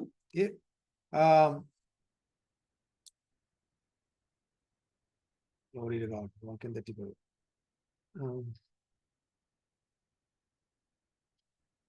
ഇറ്റ്സ് സംവെയർ ഇൻ 14-ാം വാക്യം. എഫ്രീമിൽ നിന്ന് അമാലേക്കിൽ വേരുള്ളവരും ബെന്യാമീനെ നിന്റെ പിന്നാലെ നിന്റെ ജനസമൂഹത്തെങ്കിൽ മഗീറിൽ നിന്നുള്ള അധിപന്മാരും സെബൂലൂനിൽ നിന്നുള്ള നായക ദണ്ഡധാരികളും വന്നു. ദിസ് പേഴ്സൺസ്, അതായത് ഈ അമാലേക്കരെ കുറിച്ച് ദബോറ പ്രോഫസി പറയുന്നു. Is connected with Benjamin. നമ്മള് ന്യായന്മാർ പുസ്തകം 10-ാം അധ്യായത്തിൽ ഈ യാഫേദ് അമാലേക്കരുമായി യുദ്ധം ചെയ്ത് മടങ്ങി വരുന്നുണ്ട്. അവരെ ആ യുദ്ധത്തെക്കുറിച്ച് ന്യായാധിപന്മാരുടെ പുസ്തകം 10-ാം അധ്യായത്തിന്റെ 11 മുതലുള്ള വാക്യങ്ങളിൽ നമുക്ക് വായിക്കാൻ പറ്റും. അമോര്യർ ഇസ്രായേൽ മക്കൾ, യഹോവ ഇസ്രായേൽ മക്കളോട് അരുളി ചെയ്തത്, മിസ്രയീമ്യർ, അമോര്യർ, അമ്മോന്യർ, ഫെലിസ്തർ എന്നിവരുടെ കയ്യിൽ നിന്ന് ഞാൻ നിങ്ങളെ രക്ഷിച്ചില്ലയോ? സീദോന്യരും അമാലേക്കരും മാവോബിരും നിങ്ങളെ ഞെരുക്കി. ഇവിടെയും എന്താ പറയുന്നത്, ഇഫ്താഗ് അമോര്യരെ നോക്കി പ്രവചിക്കുന്നു. ഞാൻ പറഞ്ഞത് മനസ്സിലായി. ഈ പ്രവാചകന്മാരുടെ എല്ലാ വാക്കുകളിനകത്ത് പ്രോഫറ്റിക്കലി ആര് വരുന്നുണ്ട്? അമാലേക്ക് വരുന്നുണ്ട്. 1 ശമൂവേൽ 10-ാം അധ്യായത്തില് ദാവീദ് അമാലേക്കരെ കുറിച്ച് പ്രവചിക്കുന്നുണ്ട്. 1 ശമൂവേൽ 10-ാം അധ്യായത്തിൽ ആസാഫ് എന്ന് പറയുന്ന സംഗീതജ്ഞൻ സങ്കീർത്തനം 83-ൽ അമാലേക്കരെ കുറിച്ച് പ്രവചിക്കുന്നു. അപ്പം മോശ, ബിലയാമ്, ശമൂവേല്, ദബോറ, ഗിദയോൻ ജഡ്ജസിലുണ്ട്. ന്യായാധിപന്മാരുടെ പുസ്തകം 6 മുതൽ 6-7 അധ്യായങ്ങളിൽ അമാലേക്കരുടെ കയ്യിൽ നിന്നാണ് പ്രവചനം. അദ്ദേഹത്തിന് അതിനെ നോക്കി പ്രവചിക്കുന്നുണ്ട്. സോ ഗിദയോന്, ഇഫ്താഗ്, ദാവീദ്, ആസഫ് എന്ന് പറഞ്ഞാൽ പഴയ നിയമത്തിലെ ഒരു വലിയ ഗ്രൂപ്പ് പ്രോഫറ്റ്സ് കാലാകാലങ്ങളായി, നൂറ്റാണ്ടുകളായി, സംവത്സരങ്ങളായി ആരെ നോക്കി പ്രവചിക്കുന്നുണ്ട്? ഈ ഗോഗിനെ നോക്കി പ്രവചിക്കുന്നു. ഇസ്രായേൽ ഗണം അവരുടെ സ്വസ്ഥതയിലിരിക്കുന്ന സമയത്ത് ഇവരെ നിർമൂലമാക്കണമെന്ന് പ്രവചനം പറഞ്ഞിട്ടു.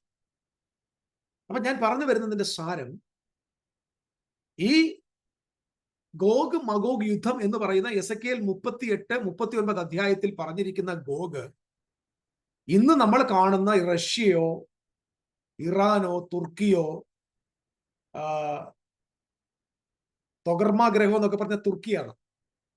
ഗോമർ മുമ്പ് വേറെ എന്തോ ആയിരുന്നു, ഇപ്പൊ അതിനെ ഇപ്പൊ യുദ്ധം നടക്കുന്നത് ഉക്രൈനാക്കി മാറ്റിയിട്ടുണ്ട്. ഇപ്പൊ നമ്മുടെ ആളുകൾ ഇതെല്ലാം കൂടെ ചേർന്ന് ഇസ്രായേലിന് നേരെ വരുമെന്നാണ്.